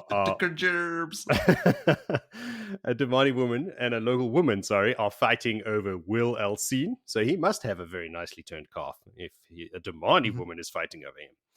So Fael just sends them to the wisdom on the matter. Again, you shouldn't have come to me with this shit. A lot of it's shit. I'm just going to go through it quickly about what she's dealing with. But this is basically the entire point of view, is all the things that are happening that she has to deal with. Sen is there, old Sen Bui. He's complaining, surprise, about these outlanders bringing their strange ways into the two rivers without realizing that he's talking to an outlander. That's bringing her strange ways into the two rivers. He's so oblivious. He's talking about some other guy, a tile maker from another place that's coming. He makes roof tiles, and he's taking all the laborers and whatnot. And she's like, dude, he's just competition for you. We know you're the thatcher. He's the roof tiler. I see what you're doing here. And also, you said you would do my roof, which is still not done. So maybe instead of standing here complaining, you should get to work. And kicks him out. There's another woman there that comes in, Espara Soman, who wants to deal in herbs and cures. And I don't know if it's just because I hang out with the dark friend this much, and there's so many white cloaks around. I don't trust now a woman who wants to deal in herbs and cures. Keep an eye on her. She's directed to the women's circle. There's two other farmers that are disputing the boundaries of their fields, and they're told to split the difference. It's like so much of this crap that is really not important to the story whatsoever. There's some miners from Aradoman who think they've seen signs of gold and silver and iron in the mountains when they were crossing over. So Fael's like, sure, go for it. Dig it up. Give us 10% of what you find. So he's starting to levy some taxes, because Perrin, of course, won't do it. Mm-hmm. A woman wants to open a carpet weaving business. That's also top of the news today in the Two Rivers. And she says, okay, fine. You don't have to ask my permission to open a carpet business. So she's like, oh, sweet. I'll give you the first one for you guys for free. Swat. Awesome. Cool story, bro. So then the wisdoms come in. So we got all the wisdoms from the Two Rivers enter, and we got Daisy Conga, and we got Edel Galen, and Elwyn Terran, and Miller El Azar, which is the one with the coolest name. She's also the youngest and most subservient of these wisdoms. They've come to complain because the boys are running off because Perrin is telling them stories about the outside world, and every time they look around, someone else is gone. Because they want to go find adventure out there. But it turns out that they're actually there. It's all a pretense because they are scared. They are shit scared. The weather is unnatural. Willie was mentioning this earlier. Like they should have had the first snows already, but still it's like 50 fucking degrees outside. Everyone there is just sweating. They've got fans and they've got thin silks instead of heavy wools on or whatever, but still hot as hell. And they want to know. And they admit over there, all four of these wisdoms, that they cannot listen to the wind. That's what people believe, but they are not that kind of wisdom. So they're just looking for signs and they're trying their best, but they have no idea. And if it doesn't come raining soon, everyone's going to die of starvation. But Fael's also pretty good at this. She's been doing some land use. What do you call that? Some planning, on the land, digging zoning. That's it. She's been digging canals. She's introduced irrigation into the Two Rivers. They've never even heard of the concept before, apparently. So yeah, they're ready. They've done everything they possibly can. But anyway, she tells them, like, listen, don't worry about it. Anything that you would have told other people when they come to you with their worries, I'm telling you. And they're like, okay, fine. You're right. So off they go. So Fael's like, all right, I'm done with all of this cuck today. I'm going to go find Perrin. So she goes and finds him. He's standing on a balcony overlooking Tam and Aram practicing the sword. And Willie, I wrote, there's our beefy boy. And of course, he hears or smells or combination of both as she's coming, because she's trying to sneak up behind him, but he already knows she's there. They have a chat. There's an inner monologue with her as well. We get some flashbacks to her interfering in local politics, trying to sway votes and help mayoral candidates who are loyal to Perrin rise to power. I'm like, holy shit, woman! Like, this is not okay. And Perrin is just playing a little bit of dice, Tamar. Just a little. Because these local yokels, they've never seen this shit before in their lives. They are easy targets. So yeah, she's basically thinking, like, look, if they're going to choose a mayor, why don't we make sure that the mayor they choose is loyal to Perrin? I'm like, whoa, all right, that's not how democracy works. But anyway, okay, maybe it is how democracy works. That is exactly how democracy works, Jody. It's how democracy should not work, but yet, okay, it does in the real world. Perrin found out about it, and he was mad. And there's a line that she barricaded herself in a room all day long. And I'm like, why? Was Perrin going to fucking beat her or something? Like, I'm getting very concerned on this third reread now about what's going on between these two people. I remember that they were physical with each other. She's a Saldaean. Yeah, but they... Maybe remember we had this discussion. perhaps they've got like consensual agreements to heavy-handedly handle each other. I mean, All she right. openly As long as slaps Perrin, and She makes it sound like this is not like standard behavior between them. no. She makes it sound like Perrin flew into a fit of rage and she had to hide from him. Yeah. I mean, if she was open to manhandling, she would not barricade herself in a room. Yeah, this was a disturbing line. Robert. It's a weird line, yeah. well, maybe Perrin turned like into wolf crazy, like yellow eyes and wanting to, like werewolf Perrin. Perrin doesn't go wolf crazy. That doesn't happen. I don't know. That's not a thing. I don't have an answer for you. Maybe she is a drama queen and barricaded herself in the room, and Perrin's like, "What is she doing? I'm gonna go smoke a pipe in the stable with the footmen. Yeah, and like- talk horses." There's also that. This is just from her perspective. Maybe he didn't even realize where Yeah. she went. And because Yeah. Oh, where'd she go? Yeah, Oh, well. because she's also been trying to train servants for the manor house. But Perrin grew up with all of these dudes, and he just wants to go have a drink and a smoke with them, and he does all the time. So maybe she barricaded herself in the room, and he just thought, "Shit, I'm going to have a drink with this guy who's now my manservant that I grew up with." And she does actively try to aggravate him. Yeah, she is a shit stirrer. Anyway, questions arose in my mind due to this line. So anyway, yeah, she's been doing some stuff. Yeah, she's been doing all the work basically of what a lord and a lady should do.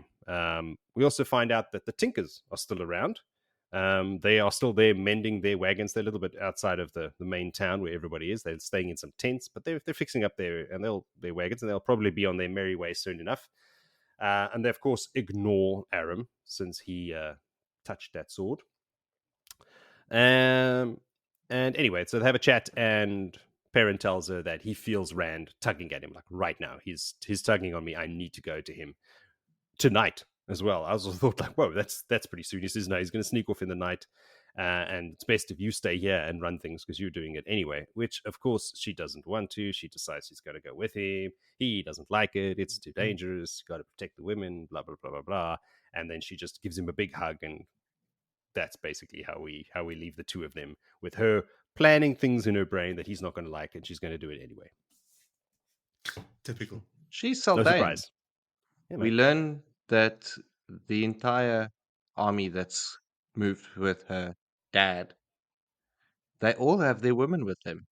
It's their culture. It's their way. There's no staying home and doing, unless you go into the blight, then the women stay home. Do they have their wives with them? Yeah. Where did you read Oh. that? I didn't Even catch that. next chapter. All right. Aha. It's all the women, even down to officers, have got their wives with them. Wow. That's cool. That does explain a lot. No, that's why it was like, you think stubborn, but then you get like, okay, cool. You got to bear in mind this is complete different cultures, like massively so. So yeah, a little bit of insight.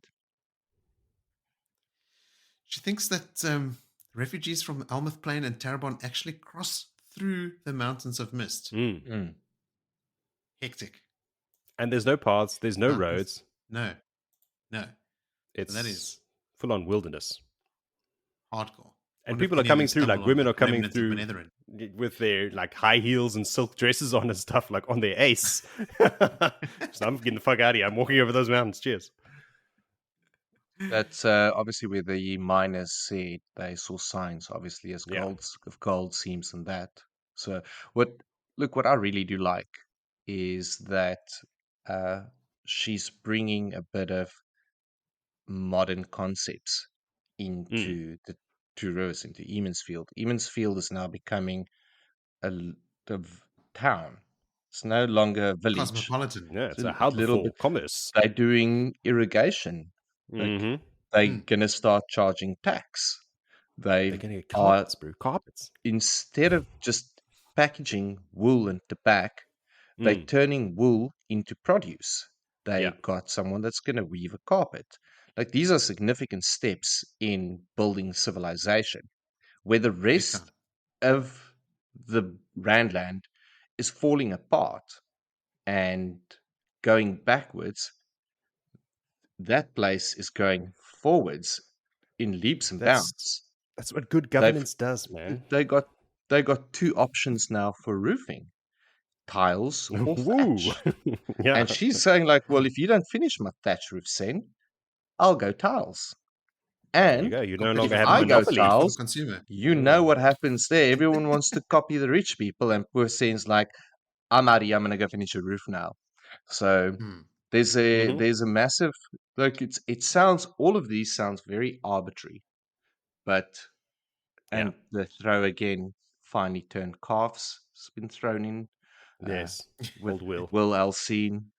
But it's really now, the struggles of a small village and the struggles of a growing town with different influences and different cultures, and Damani woman that making dresses for the local woman, and the local women are liking it to the point where the woman circles like, this is not proper.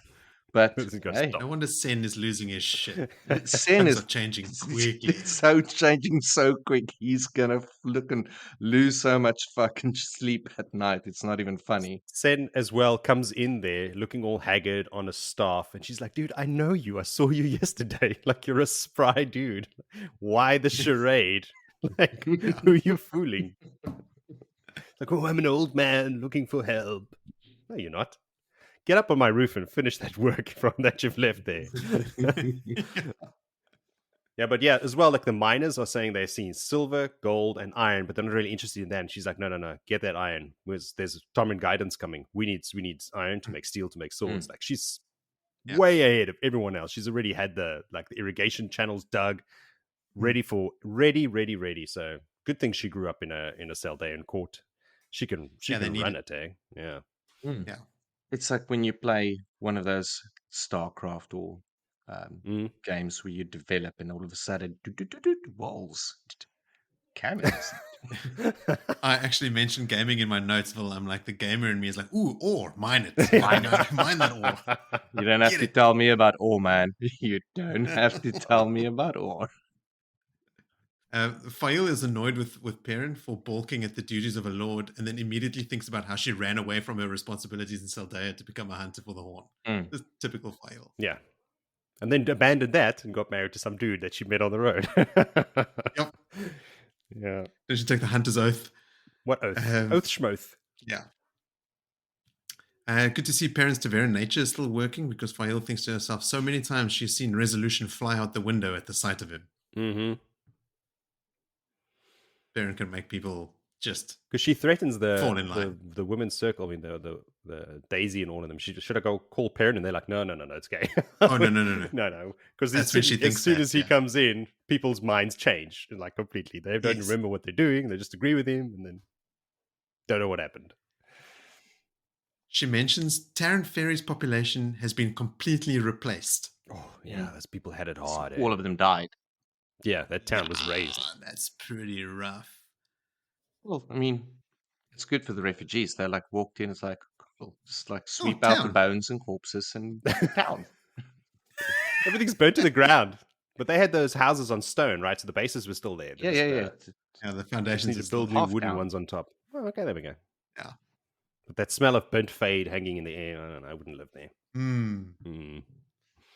I had a chuckle at Fail trying to train the footmen and the servants, but Perrin is drinking ale and laughing with them. Sometimes in the stables, they smoke pipes and just talk horses. He really needs to get out of there. He does. And he says to her, like, when she mentions it, he's like, he used to take me fishing. He taught me how to fish. You know, like, this is a guy I've known my whole life. He was always nice to me. Of course I want to hang out. Now I can smoke with him and talk horses. Of course I want to do that. Aram is learning super fast. Ooh, yeah. He's pressing Tam, who is a blade master. She mentions he's pressing it. Aram is pressing Tam hard. So Aram is no slouch. Tam did get a significant injury in the winter's night attack, and he is an aged man, because I don't want to easily think that the Tinker can press Tam. Like, maybe Tam is like ill or old man Tam. He's not that old. I mean, he killed a bunch of Trollocs on Winter's Night, right? He's no slouch. I mean, the only reason to mention that is to allow Aram to be good at fighting with a sword for what he does later in the story. Cool. That's it. Should we move on? Yes. We've got quite a few points of view to still go through. All right. So now there's another jump to Gawyn Katarine. Is that how you pronounce it? Katarine? You say Catherine. Ketamine and Savannah. Ketamine and the one powder. Right. This is quite a druggy episode. Lay it on us, Willem. Okay. Gawyn and his men are sent out to accompany the Aes Sedai up onto a hill as a security escort where they are going to meet the Shaido dogs that have pulled into the area. The Shaido dogs are going to, and I'm going to do this one real quick because it's nothing Loving fun. this energy. Loving it. Pedal to the metal. Yeah. The Shaido dogs think they can outsmart the Aes Sedai, and these Aes Sedais are full of themselves, and they think they can use and outsmart the Shaido dogs. So you've got shit dealing with shit. It's going to end poorly. Gawyn is annoyed that he's had short notice for this stuff and he's being kept on the loop. But Elayne is all too happy to have Gawyn and his trouble stirrers, younglings, out of town for a little while. They are called the younglings because they celebrated that one of the men actually had his first shave. They truly are younglings. Savannah is leading the wise ones to the meeting, and as this thing happens, Peddler pulls in, like unawares, that is rolling through a bunch of Aiel hidden Shaido dogs. I don't want to call them Aiel, Shaido dogs in the bushes. And his old mill has got stuff to sell, and they ask Old Mill, what's the news of the world? And he's like, well, the queen is dead. The Camelin is taken by the dragon. And Gawyn gets a visceral reaction to the point of grabbing the man by the neck and nearly choking him at the news that the queen is dead. And some say Elayne is dead too. And he's reminded of his my blood shed before hers oath that he took that Gareth Bryn had to explain to him when he was a kid. His hands started cramping on his sword when he went to walk up the hill to the Aes Sedai. He is just furious in anger, and he'll see if the dragon can live with a sword through him. Next point of view in the meeting, Katrine Al Rudden. She thinks poorly of the Shaido dogs, and they've made an agreement. She's right to think poorly of the Shaido dogs, and the Shaido dogs is right to think poorly of them. There's some sort of treaty that Rand has to be handed, and Savannah's having a daydream about tying him up outside a tent like an animal. Meow. I said Catherine is a tool, and so is okay. Yeah, they tools. That's important to say that. Yes. Good note. We got people there. Forgive my pronunciation. Terran. I have no idea. Green. Nasuna. Erim. But the one whose name we will never forget due to the immense hatred we get introduced to a new supervillain, Galina Casban. And we learn that she is the head of the Red Archer. Although she's not a sitter, she's not a nothing. She pulls all the strings in the background. Catherine and Galina are in cahoots because they are both Red Archer and dun dun dun both Black Archer. Surprise, surprise. And unlike the Black Archer sisters that do not know about each other, these two do know of each other. So they are cahootsy Black Archer sisters. They have orders to keep Rand alive from above in the Dark Chain. Then we jump to Savannah, Terava, and Desane, who are the wise ones of the Shaido dog set. They pretty much feel that they've outwitted the Aes Sedai. They are going to go against whatever the Aes Sedai want, They think the Aes Sedai is weak and foolish. And Savannah is basically stating that big change is upon them. She wants Rand chained like a dog at a tent. And a strange wetland man gave Savannah a strange cube that looks like it was made of stone, and told her that get one of the wise one to channel into it when Rand is close. Dun dun. End. Told you I was going to do that one. Excellent. Whoa. Yeah. I mean, that's impressive. It was. The Thank story you and your for recap. not dwelling on that. There's nothing to dwell on. Ridiculous There's stretch. nothing nice in that chapters. I don't particularly like Gawyn's mindset. He's got a shit mind at the moment. A lot of people don't like Gawyn. And I very much hate Savannah and Casbane. I'm not going to say anymore. Galena. Ugh. We have to have a different sound for her, don't we? We got to have different sounds to keep track of. Galena.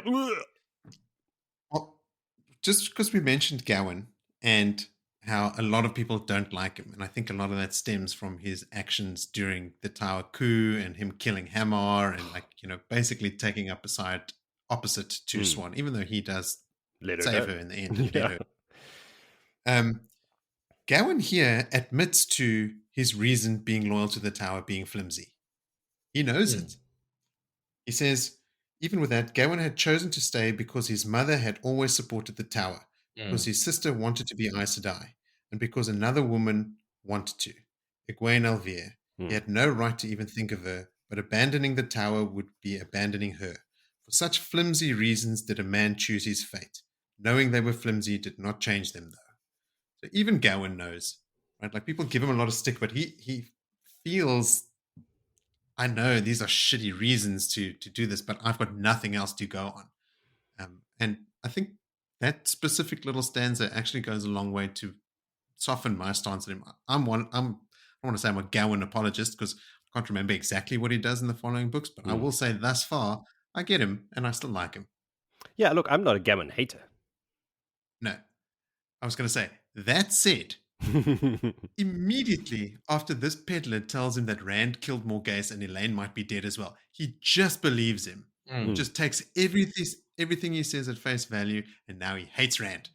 Now, there's very, very, very much a part in there that, and I didn't build and expand on this because I did want to keep this brief. But now you prompted me. Now's the time. Let's do it. Old Will. Now's the time to talk about Old Will. Oh, there's no Aiel in these lands. Old Will can smell the Aiel man miles away. Meantime, the bush that his bloody donkey chewed on had Aiel hiding under because Gawyn threw a rock at it earlier in the chapter and knocked it. So the guy that says he can smell Aiel 10 leagues away is the guy that tells him Rand killed his mother and his sister. Yeah. And he believes him? He just takes it. I dislike Gawyn because he's a fucking idiot. That's it. He's look. That's a fair cop. It's yeah. That's right. I was also. My note is, damn, dude. How about a fact check, right? Like, let's get some corroboration on that story. I wouldn't have thought this, and Gawyn and Galad, like through this chapters that we have covered and up until now, Galad's standing has rose tremendously with me. Gawyn, on the other hand, has dipping for you. Dove. Wait until he and Egwene get together. Their relationship and that interplay is also extremely frustrating. Yes, God. It might dip even more. In fact, it likely will. You could bet on it. I liked a little scene here where the Aes Sedai are thinking that they let the wise ones come to the tent as supplicants and then gave them an honor guard when they left. and hoping that they understand this, that these savages understand this, and then you switch to Savannah's view, and she's like, they let us come in like toothless dogs, and then escort us out under guard. It's like, nope, they didn't get it at all. Completely wrong. But that it shows on both sides how like short-sighted and stuck in their ways they are. Like this is like Willie said, Shaido dogs meeting with Tower loyalists, half of which are fucking Black Archer. Yeah. Like what a reprehensible group of characters to be. It's such a sad sight. Also, another thing about Savannah, like I've always pictured her just like her personality on the outside, but the reading how she's described here and how she dresses and stuff, she's hot. Like, yes, she's a very, very attractive woman who's just one of the young horrible human being. He'll dance with her. Yeah, Gawyn's like, ooh, I'll ask her careful to dance. that words. Don't tell her that. Gawyn says, I wouldn't if I were you. I think you'd be misunderstood. Yes. You'd be dead. Also, Savannah's not a wise one yet. She's not a wise one yet. She's, I think one of the, I think the Rav or someone actually says to her, you're just speaking as clan chief until they can send another man to Ruidian. So she's actually acting as a clan chief in that capacity. So this cube she's got, that's the thing from Samael that gave her? Who gave her that? Samael, yes. Correct. Okay. Ding, ding, ding. He calls himself Kadar. He's a man that gives her this call. It's a call box. He's got another one. So it works like a walkie-talkie, like a phone. But apparently Moradin has a third one, and he can hear everything they say. Of course he does. Nice.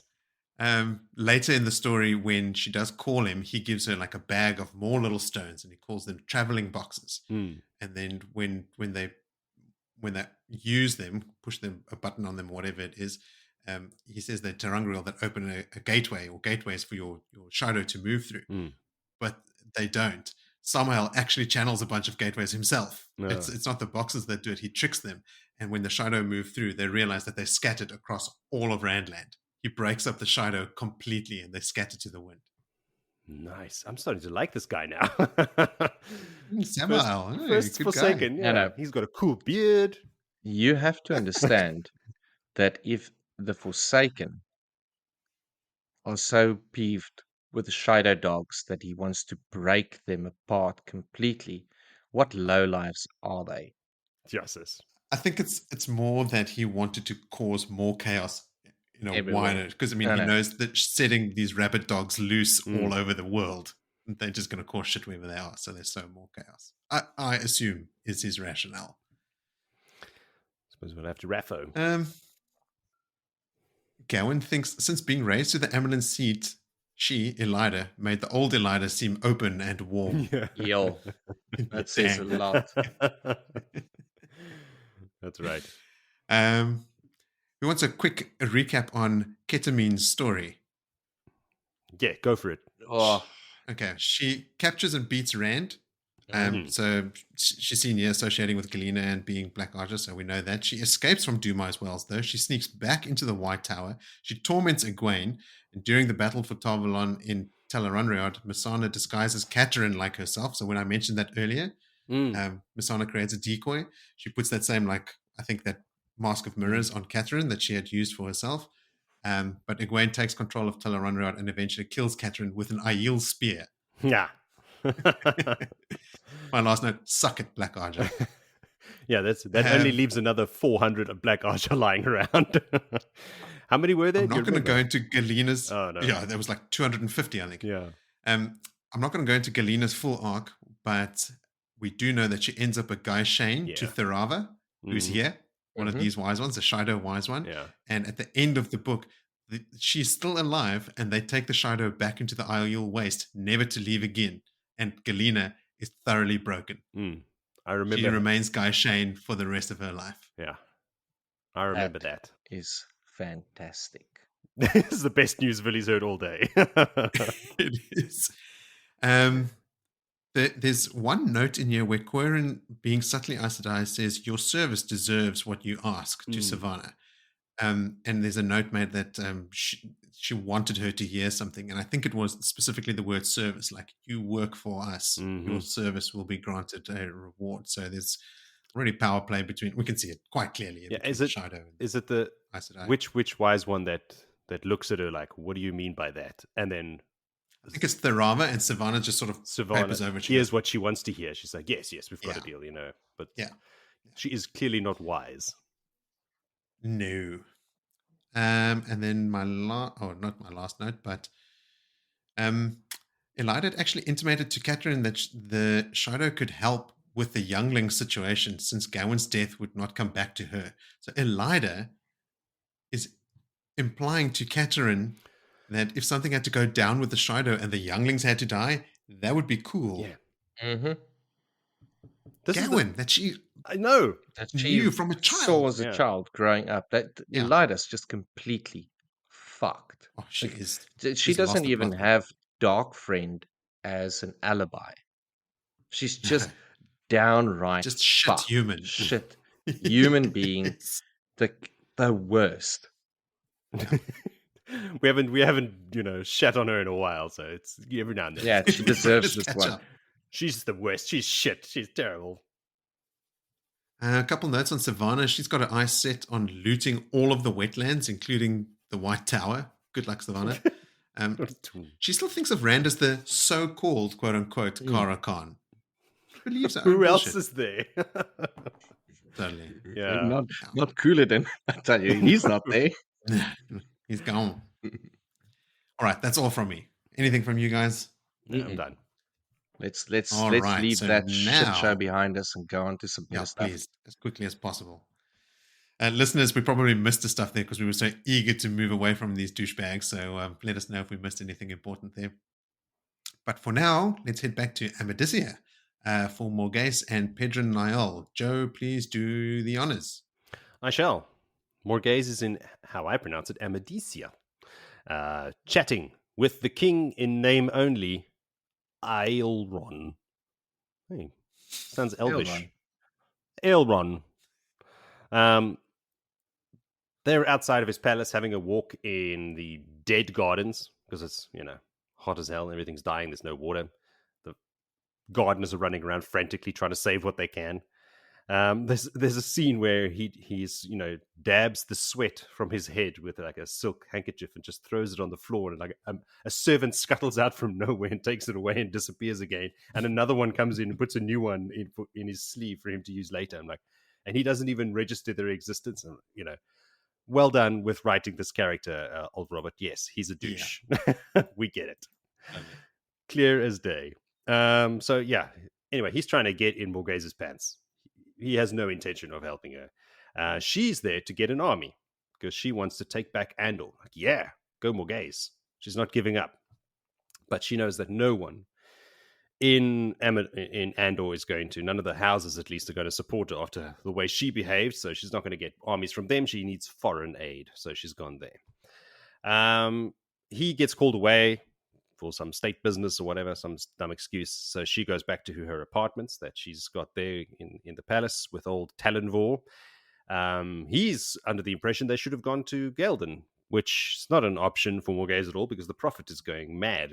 I don't know what his plan, Talonvor's plan, was to go there. Maybe he didn't know at the time when he made that decision, but yeah, Gelden was not a place to be. Old Talonvor says like, he's got a very potent line there. It's like, I'll not abandon you this side of death, Morgase, but you abandoned much when you abandoned Andor to Gabriel. So he is pissed with her, and he does not look at her like my queen anymore. I've written, he's getting cheekier by the day, and she's not having any more of it. She's not taking it very well at all. Lenny and Brienne are there as well. And they want to talk about Talonvor because it's obvious to everybody what's going on there. Brienne, too, is also getting a bit too cheeky for Morgase's liking. She's supposed to be a servant, but when she asks for wine, Brienne just looks at her and she's like, if you please. So she's like, okay. So she goes and pours them wine and herself a glass as well because she's Kyrenian. She doesn't give a fuck about this woman. She's not you ain't my queen. So she's having punch. It had wine in it. Jeez, pedantic indeed. Chilled punch with wine and fruit. Apparently, yeah, the king's been like shipping it down from the mountains of mist in a constant, caravan of wagons to have ice in the city, while everyone else is starving to death. So where was I? Yes, while they're busy talking and giving her shit about Talonvor and his nicely turned calves, there's the door opens and old Pedron Niall enters, all cool as you like. Like, who the fuck is this old man? Oh wait, it's the Lord Captain Commander of the Children of the Light. He assures her during this conversation. He has a little conversation with her. He's like, tell your women to leave, and she's like, no, they stay. And he assures her, like, look, this King Aralon is not going to give you what you want. He's going to play you and play you and play you until he can get you into bed, and then you're still not going to get an army out of this guy. That's never going to happen.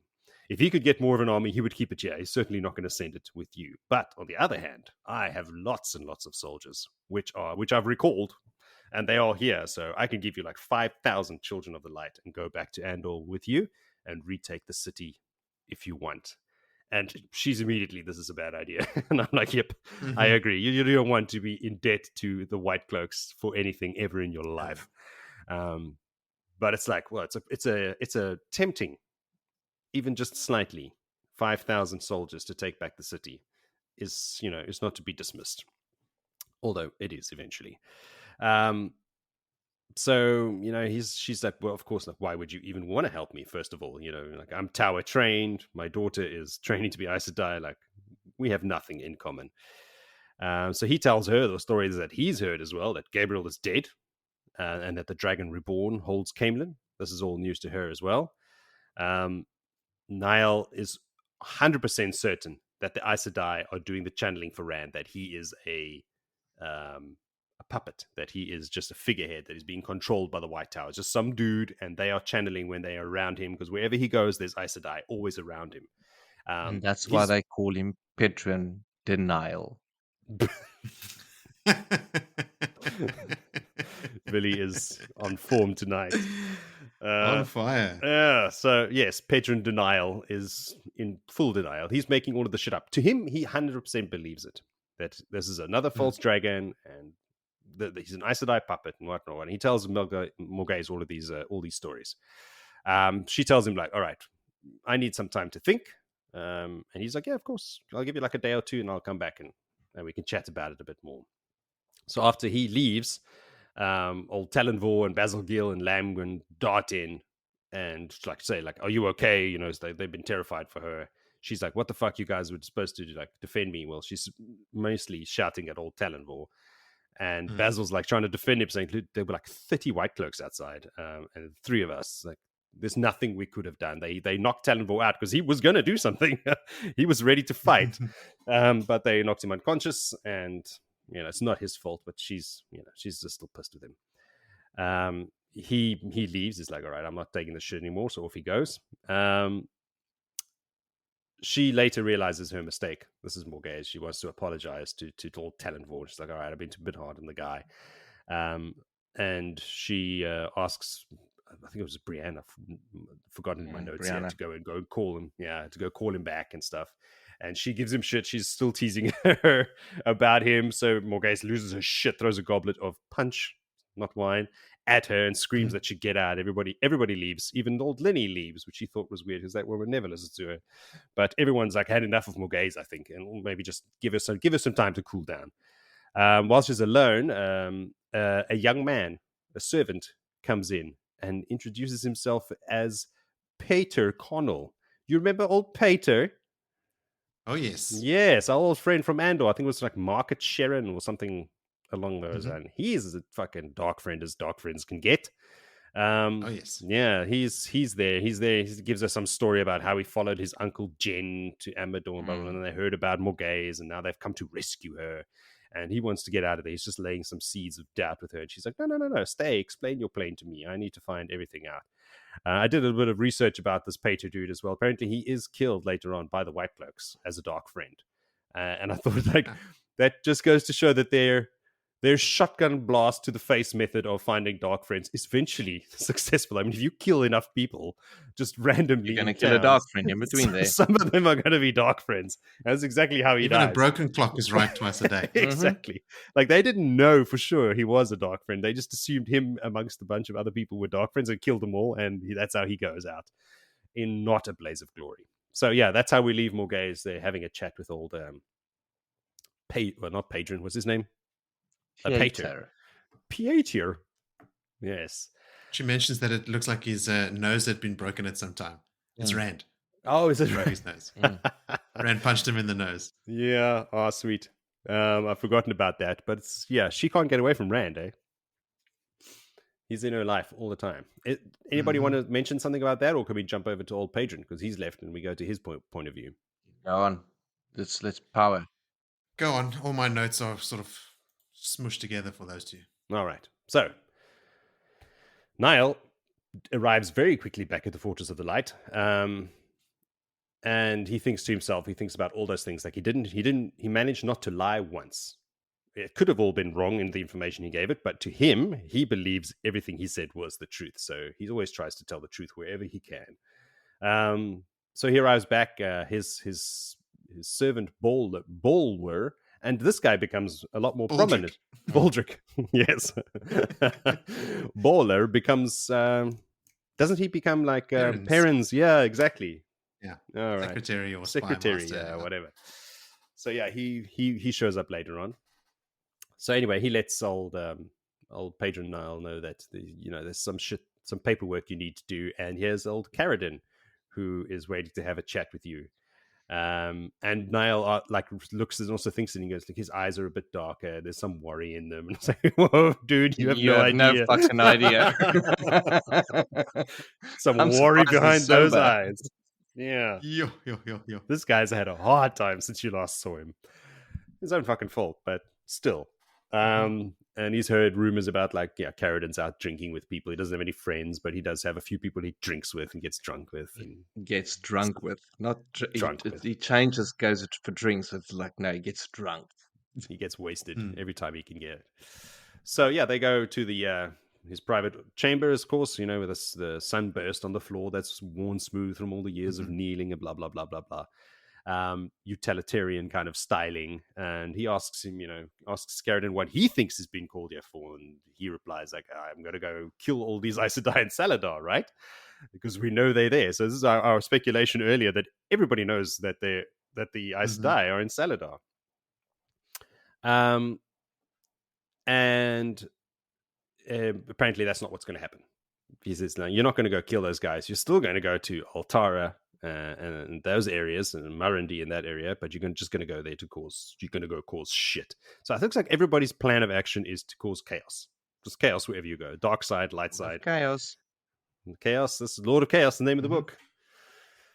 So chaos is the name of the game. Niall's thinking this entire time that obviously his plan was to let Rand run around like a wild dog, scaring everybody, and then he'd ride in to save the day, kill this false dragon, and then everyone would flock to him and he can fight the last battle. Because we spoke about this in another prologue, I think it was, where he outlined his plan. Like, it's not going to be the story of the dragon fighting the Dark One in the last battle. It's just going to be tens of millions of the Shadowspawn, and he's going to get everyone together and they're going to fight him like the Trolloc Wars, and that'll be it. So very wrong. But anyway, that's his plan, and he's still going that. But Rand has outsmarted him at every turn. He's been lightning fast. I was like, yeah, now he knows how to travel. He's going to be even faster. But yeah, he's lost control of Rand. His plan is kind of like unraveling a little bit. He's sent out emissaries to every country, and telling them, like, listen, this Rand is a false dragon. Join me. When we kill him, we can, reunite the nations. He's let everybody know. His plan is in full motion right now, but it is kind of unraveling, like I said. And basically, at the end of this, he tells old Caradon that he'll be going to Altara and Marandi, and that area is about to be tormented by a plague of Dragonsworn. Now, I know in the past that he has had his dudes dress up as other people as other factions and go and cause cuck. Is that the plan here? Is to has the White Cloaks pretend to be dragon sworn and just go around causing shit? I think so. Where? In Altara and Murundi. Not that they fucked Where as are it they is on the already. map in relation to Gildan? They are Gildan. They are to the east.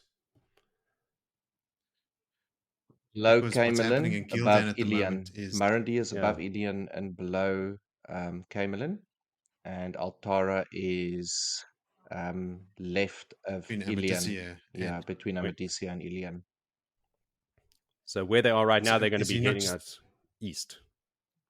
Is he not just thinking that the dragon sworn from Gildan are going to spill over from Gildan into neighboring countries? Or are they going to harry them into those, like go and attack them and push them east or something? Because why they're going to send cause Caledon? chaos with the dragon sworn or something. Like this is the whole theme is Lord of Chaos. It's just chaos everywhere. I mean, yeah, that's the thing. Like, they don't have to dress up and pretend they're dragon sworn. There's a lot of those around anyway. So maybe his plan is to go into Gildan and then just push them out, like harry them and attack them and force them out and into the east. Perhaps that is the plan. I think here as well, I think this is where it is. I forgot to write it down, but I remembered it now. That Niall thinks that this split in the tower is false as well. Like, the tower's done it on purpose so that they can have one side declare for the Dragon Reborn and then just say, oh no, but they're rebels. They don't represent They don't us. speak for the tower. They don't speak for the tower, but it is actually the tower. So he doesn't believe that is real either. He's a little delusional. Yeah, look, he's wrong, but he's very practical. It's part of his personality, and you see it in the way his room is arranged. Everything, it's very like he's a soldier and he's practical, and he thinks as well. Like there's no it's not like this major, fantastical battle between the Dark One and the Dragon. Like it's very practical. There'll be thousands or tens of thousands of Trollocs, and we'll have armies and we'll defeat them, and blah blah blah blah blah. I mean, you kind of get it, right? Like he thinks. In fact, I mean, the passage is.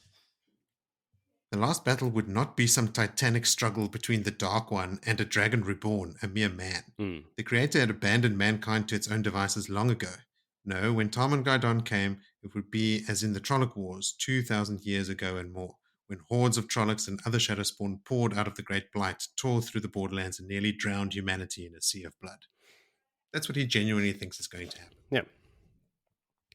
And I mean, you can understand, like, what, a man is going to fight this, like, omnipotent being?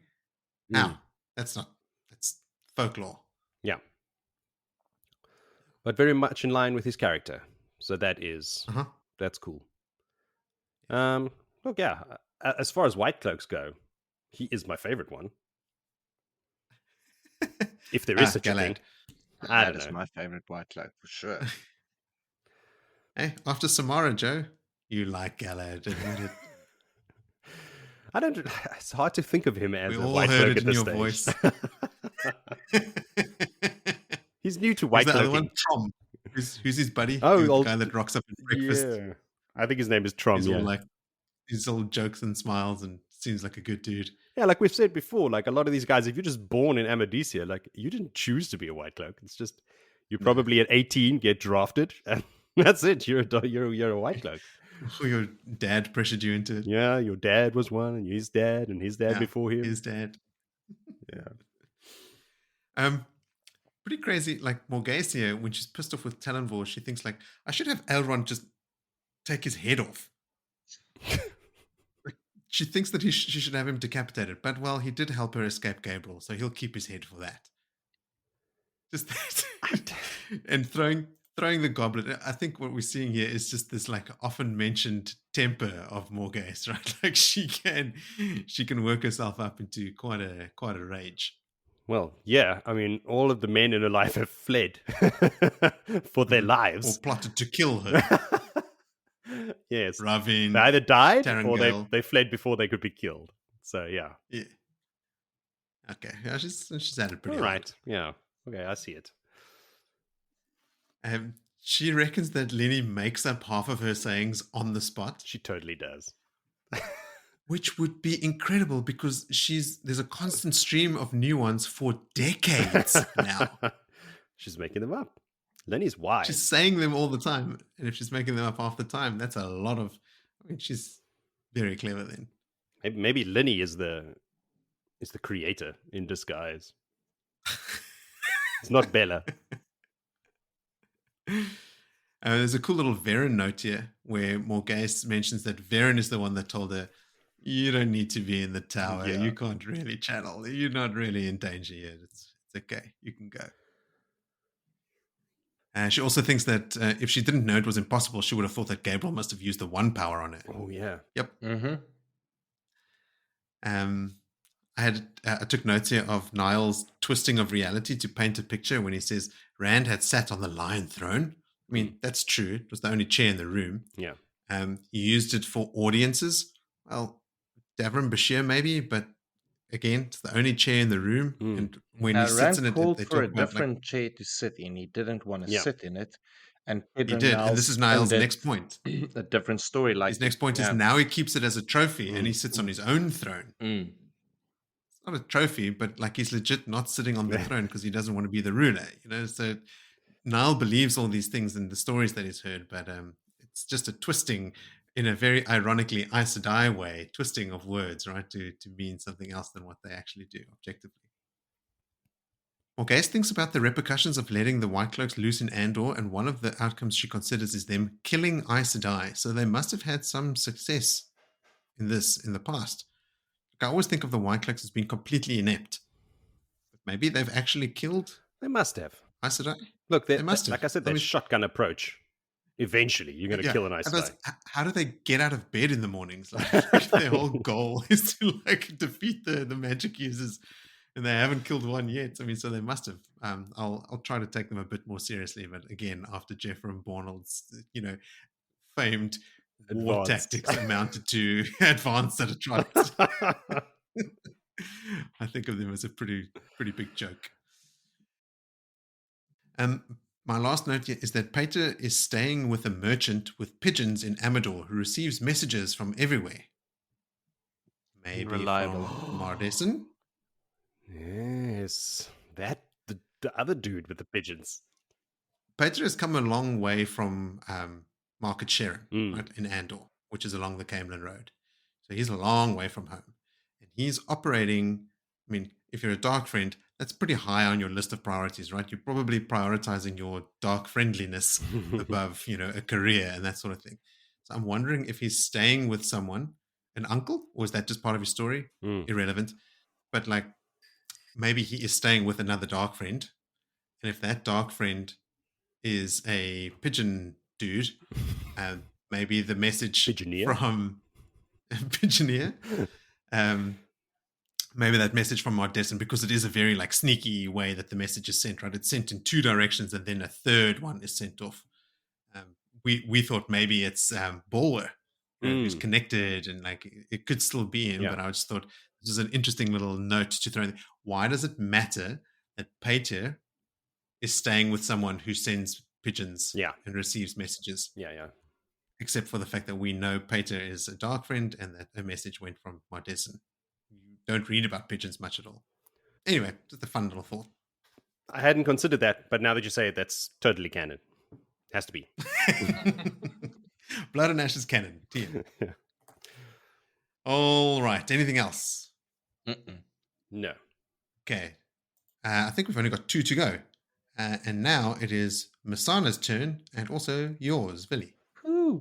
We started this chapter with some of the Chosen, and we're going to end it with some of the Chosen. Mesaana and Semirhage are playing dominoes and sewing. Pretty standard activities for the Forsaken. They're wondering where Demandred is and reflecting on their trip to Shaido and not being able to find the Dark One there, or the Dark Lord, to have a discussion at the ball. Demandred pulls in via his gateway car, and he's dressed in the latest fashion. He quite likes to be styling in the clothing of the age. He always hated being second to lose, even down to the fact that he was born a day after him. Even that pains him terribly. Then the number 4 of the chosen pulls in Grendel without her naked slaves and her red golden hair. Demandred if Samael is asked if Samael is coming, but he's informed that Samael is too busy whinging about needing shock lances for his army, and is now spending all of his time looking for Terangriel and Sangriel and Angriels because they have just realized, like, fuck, Rand is strong, and we not, and we need these things. Hello, like. Did it really take you 4-5 books to realize this? No, but read and a number of dead Forsaken. And also, he gives reasons why they weren't looking for them. Did you cover those? The last, I did cover some of them, but we want to leave some for the discussion. Okay. Now they have. I'd say they've finally woken up to the reality that they need tools, and those tools are now guarded and under ward and under lock and key, that they cannot even in the tower get them anymore because everything around them is warded. Mesaana suspects that there's traps woven around Kalandor as well. Right, you are. There's a mention of the stasis box. Stasis pod. Status pop. Yeah, same. Time capsule. Mesaana is grieved, carrying the wounds of not ever being allowed a spot in the Kulandan, unlike Lanfear, who got in. Demandred, how much does the Great Lord know? And he lays down the plan. And the first part of the message is, let the Lord of Chaos rule. No second part to the message. Okay? The Lord of Chaos rule. Yes. Yeah, so Samael was supposed to be there too, right? At this meeting. Didn't come. He was he didn't show up. Busy. They were like, well, he doesn't want to come. He doesn't get to hear what the Great Lord told me. Like he's also plotting with Ravine and Lanfear and Grendel, and Ravine now anymore. Grendel is showing up. Yeah. Not Lanfear anymore, or Ravine. Yes, and Grendel's here. Has she been playing both teams the whole time, or is she just switching out because half her team is dead? I would not put it past her to play both sides. Like, I mean, these guys are all so conniving. Yeah. She's in as many alliances as she can get in.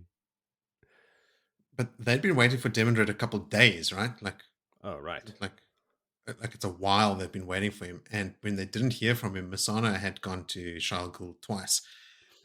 Both times, no Dark One. And they only found an abnormally large half man that just didn't speak. Just standing there. Shaido Haran's like, he's talking to them and doesn't talk to them. Doesn't even deign to give them a response. It's so good. Now I just love seeing these Forsaken cowed. Theory time. What? It's theory land. He can't move if the Dark One isn't there? Yeah, because the Dark One projects himself into Shaido Haran to go and give messages and orders, and he wasn't there. So Shaido Haran is just like in default waiting mode, like standby. Maybe. He's charging. In standby, yeah. Yeah. He's hibernating. That's right. Yeah, could be. So yeah, the reasons they're not finding these things, a lot of them are warded now.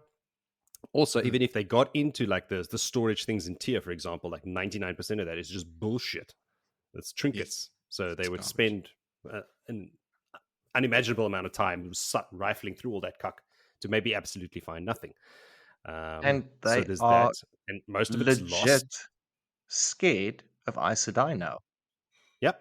There's Aes Sedai at all these places. And Moraine the Legend has struck fear into them. She's taken out 2 of them, including Lanfear. So, and these untrained children we get enough of them together, they're going to be a problem. Mm-hmm. So, yeah. Fearful cowards. I must say, Lazy. at this stage, Samael is probably the one that is the most pragmatic in like, fuck on, I need shock lances, I need shit. Like, I'm not going to come to your stupid meeting. I've got shit to do. He's a military guy. Yeah. This meeting could be an email. Send it to me.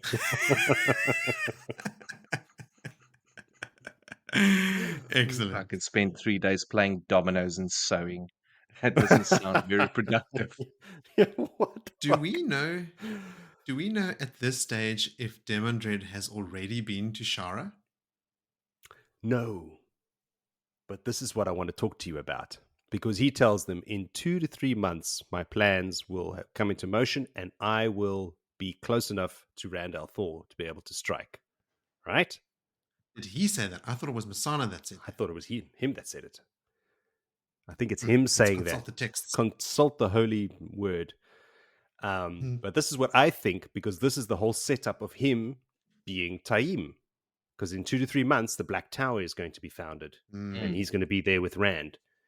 And then Robert Jordan decided, no, this is too obvious. We're going to send him to the other side of the world. Okay, so it goes like this.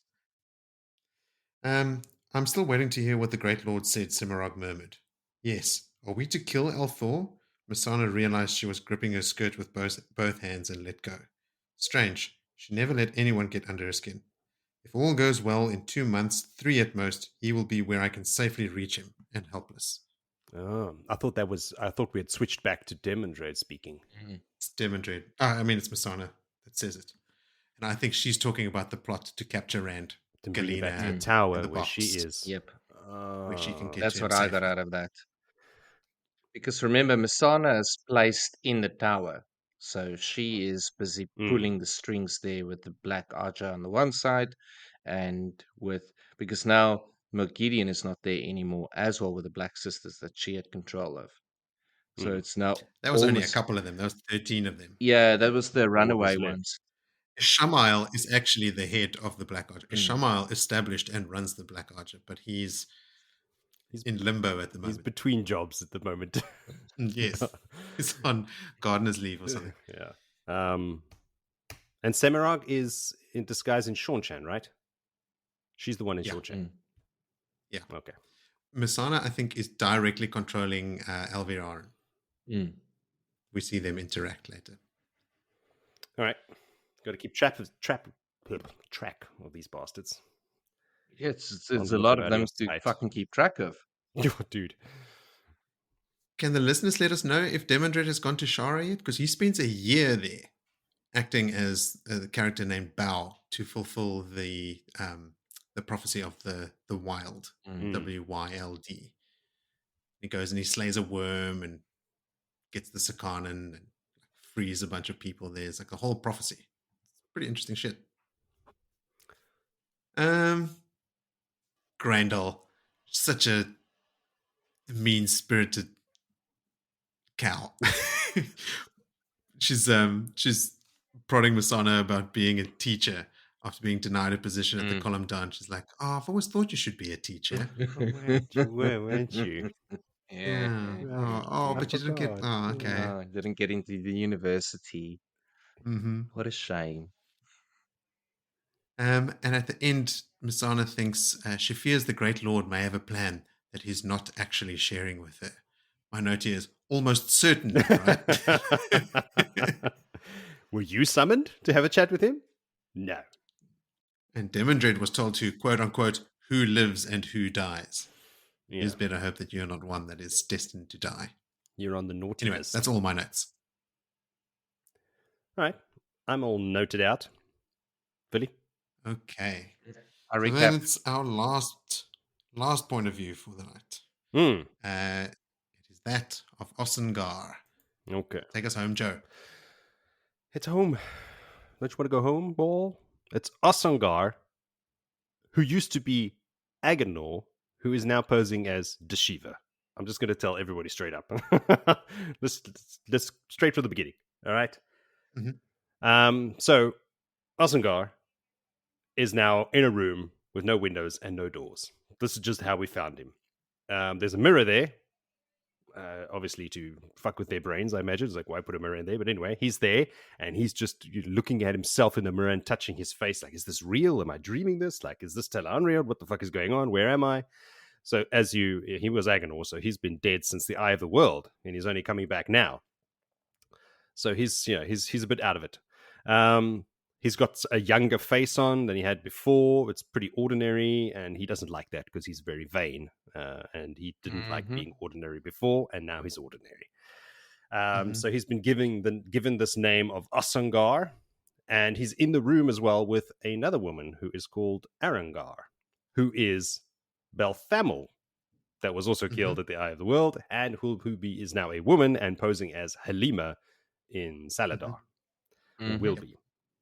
Okay, everyone's on the same page. So there's two of them in this room, very confused, trying to figure out what the hell is going on, and they've been named after dueling daggers from the Age of Legends, which was a game that was stopped because everyone who played it died.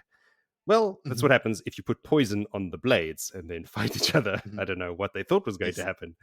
But yes, so they eventually banned that game. But anyway, Osan'gar and Aran'gar were the name of the two daggers. So they seem to have a point. So our buddy, old Shaido Haran, is there as well. He's the one that tells them their names. And Aran'gar is super pissed about this body. Because... he used to be quite a womanizer himself, and he liked gambling and women and cheating at gambling to impress the women and everything. So he was not, and now he's in a woman's body, and apparently quite a good-looking woman's body as well. Now these are two bodies. I've always wondered, like, where do they get these new bodies? They just steal people and replace their brains and their spirits inside. So these are actually two Borderlanders that they could find. And now they've put their spirits inside them. I don't know the mechanics of how this works. But I also just figured that, so they actual people that had lives beforehand. It's possible that somebody would notice them, recognize them along the line. Like, Bob, is that you, Bob? I'm like, no, Bob's dead. I've taken over Bob's body. So I thought that was weird. I've never thought about that. I thought they just got new bodies. Like, he just made, the Dark One just made them a new body. Yeah, no, true. Same. No, he's just replacing people, stealing their souls. It's all right. That's what's happened. Osan'gar at this point finds that he is not able to channel because he can look at Aran'gar, and Aran'gar is looking pissed off at this fade. And he thinks, oh, some shit is going to go down now. So he reaches out for the one power and finds nothing at all. And he sees how angry Aran'gar is looking and figures, well, she is also pissed off, must have realized as well that can't channel here either. But Aran'gar just jumps at the fade to try and claw the fade's not eyes out. I don't know what the plan was. It was not a well thought out plan because Shaido Haran grabs her by the throat as she's flying through mid-air and just starts choking her out. She's going purple in the face, lifting her off the ground with one hand as if she's nothing. And just tells them, listen, you have not been severed from the one power, but you will not be allowed to channel unless you are allowed to. And by the way, I'm Shaido Haran. I'll be in charge of you bitches from now on. And the two of them are like, what the fuck is going on here? Who is this dude? Why can't I channel? So it's also freaky for them because they're like, how did he know that that's what we were thinking, that we could not channel? Because he immediately addresses it. So there's some powers that old Shaido Haran has. So he tells them, listen, soon you're going to adapt to the situation in these new bodies, and it'll be like you've never had any other body. Don't worry about it. It's freaky now, I get it, but you'll get used to it. And if he tells them as well, Aran'gar, if you keep doing this shit, I'm going to give you to my other Madral brothers for sport, as you are now, not able to channel, and throw you amongst them if you don't calm the fuck down. It's that is enough. Everybody chills the fuck out immediately. Osan'gar tells the Fade, all right, put Aran'gar down now. She gets it. And he replies, no, I only obey the Dark One, not you, buddy. So Aran'gar kind of agrees and submits, trying to get a message out, yeah, okay, fine, I agree. So he lets her get down again. Osan'gar, yeah, okay, sorry, I'm going to skip that part. Shaido Haran says that, look, you guys were dead, and you're alive now for a second time. You're not going to get a third time after this. So just be grateful for it.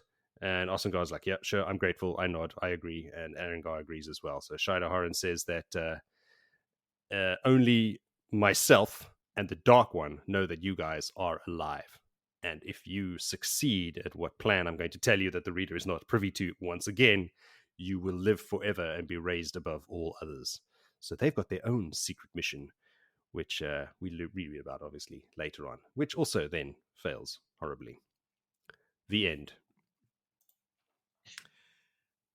And that concludes the prologue of The Lord of Chaos. 5 hours later. I've been on this call since 10:30, and it's 1:30. So, yeah. 3 hours. Yeah. Okay. Expected as much. For a single chapter. For a prologue. I wouldn't even call it a chapter. Yeah. I remember starting reading this when I read it the first time. And I was like, is this ever going to fucking end? Because you don't know who these people are. You're trying to, there's so much. You're like, this person. Oh, who the fuck is this person? Okay, cool. I know these people. Oh, cool.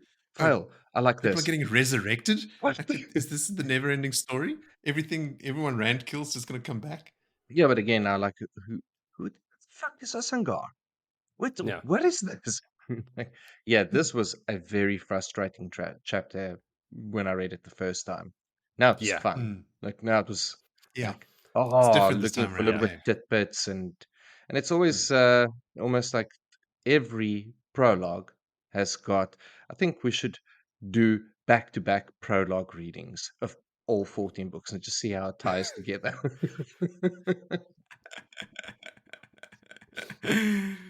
Okay, you start on that. I'll take the first one. That's fantastic. All right. So, I mean, that wasn't a very long section, but do you guys have any kind of notes or little bits and pieces you want to pick at? There's not much to other than Agenor is got a little bit, is now a little bit more youthful than his first reincarnation or first breaking free. Yeah, he's not like scratched like a mummy. up and mummified and cracked up. And he now looks like a farmer from the Black Hills, which is actually just south of the borderlands, north of the Caroline grass. I wonder if he actually was a farmer from the Black Hills. Got snatched while he was looking for his sheep that got eaten by a Trolloc the night before. That's Candor. South of Candor, the Black Hills. Okay. Yeah, they just said that you were snatched from the borderlands, and there's quite a few borderlanders. Now, when we read about Deshiva for the first time, as Deshiva, we'll take note of his appearance. I think Rand even notes that he just looks like a plain farmer or something like that.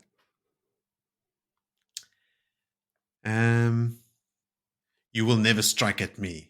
I am Shaido Haran. Okay, boss. I like how that's like it's. No one knows that they're alive. They're on their own secret mission inside a secret mission. Yes. Apart from everyone else. Like, you're brought back to life. No one knows you're alive. You could be very unalive very quickly, if I should so choose. Yes. So basically, and very nearly is unalive here. Yeah. This is the Dark Lord. Yeah. Basically looking at his chosen and saying, the fuck did I recruit? Look, one fucking dragon. One dragon, and you've got small little Aes Sedai killing you off left, right, and center, and the dragon balefiring the other ones out of fucking existence. Well, what can I do? Okay, cool. Plan B. Oh, fuck, let me resurrect this vain fucker and his mate. Let's just bring them back. Like, teach them a lesson. Respawn. Player 2 has entered the game.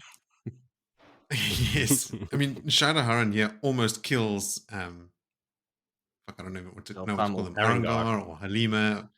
And is like, when he's got her by the throat and she's busy dying, he's looking at her almost like quizzically, like he is amused by this creature and its frailty dying in front of him. At the end, when he says to them, like, if you fail, but you will not fail, will you? and then he actually smiles. It was like seeing death smile. Yeah, that little line. Very, very creepy, very unsettling. I love it. Other than that, I don't really have anything. No, there's not much to tap out of that. All right. Well, then, why don't we move along to favorite moments? Willem, favorite moment? Honestly, a hard one. It's It is the tricky one. it's It's not a mishmash of it's a stuff. mishmash of stuff. I think I'm gonna go with the children's poem in the beginning. That was my favorite moment. I was like, "Let the Lord of Chaos rule." I'm like, cool. There's something in it. There's something hidden in it. They don't throw these things in there for no reason. So I wondered what a jackdaw is, but that's a bird. So you got a blind woman, a deaf man, and a crow. And it's Kids made it all up, very man. cryptic. I don't know. Makes no sense. But there's favorite moment. Perrin's back, and he's going back to Rand. I think that we literally only got Immediately. to see his back and his sweaty chest. Yes. And I was like, no mention of his beard or his eyes or anything. His scruffy hair. How about you, Joe? Dude, I did not find a favorite moment. I'm stoked to get an insight into all of the Forsaken. That's cool. There's lots of Forsaken action in this from all different points of view. Shaido Haran as well is a rad addition. That's interesting and unique. But other than that, I'd say that, like the whole Forsaken spiel with the Shaido Haran intervening and stuff. That. Okay, well, you've continued a long tradition of taking my favorite moment. Stop letting me go first. Mine is just everything about Shaido Haran. All I mean, right. I think you could tell, like in our coverage of these chapters, I enjoy him. I think I'm picking up like a track record. I quite enjoy fades, and Yeah. he's just like super fade. Yeah, indeed. Yeah. Well, I'll give you Just the Shaido making of Haran. their swords. I'll just take the Forsaken. You can have Shaido. Okay, cool. Okay, Cool. we'll share. Deal. Good deal. And that is a victory for the dark. Your favorite moment. And your favorite moment. Chalk one up for the bad guys. Yeah. Now look at this. Look at this. Me rubbing off on you guys.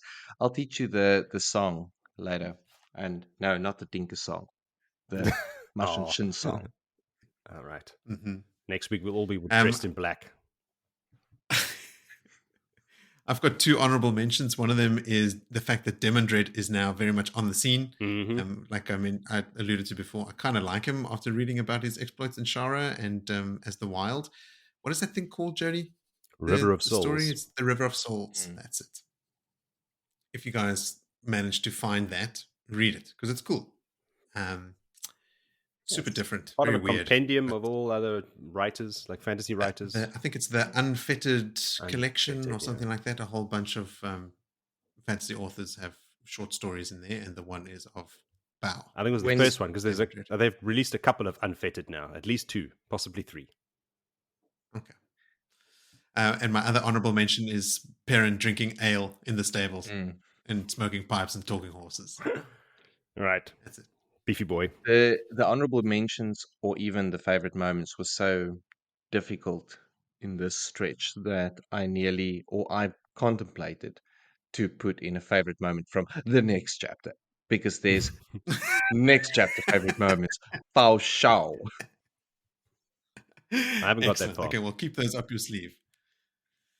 All right, then. I think we've tapped this stretch quite thoroughly.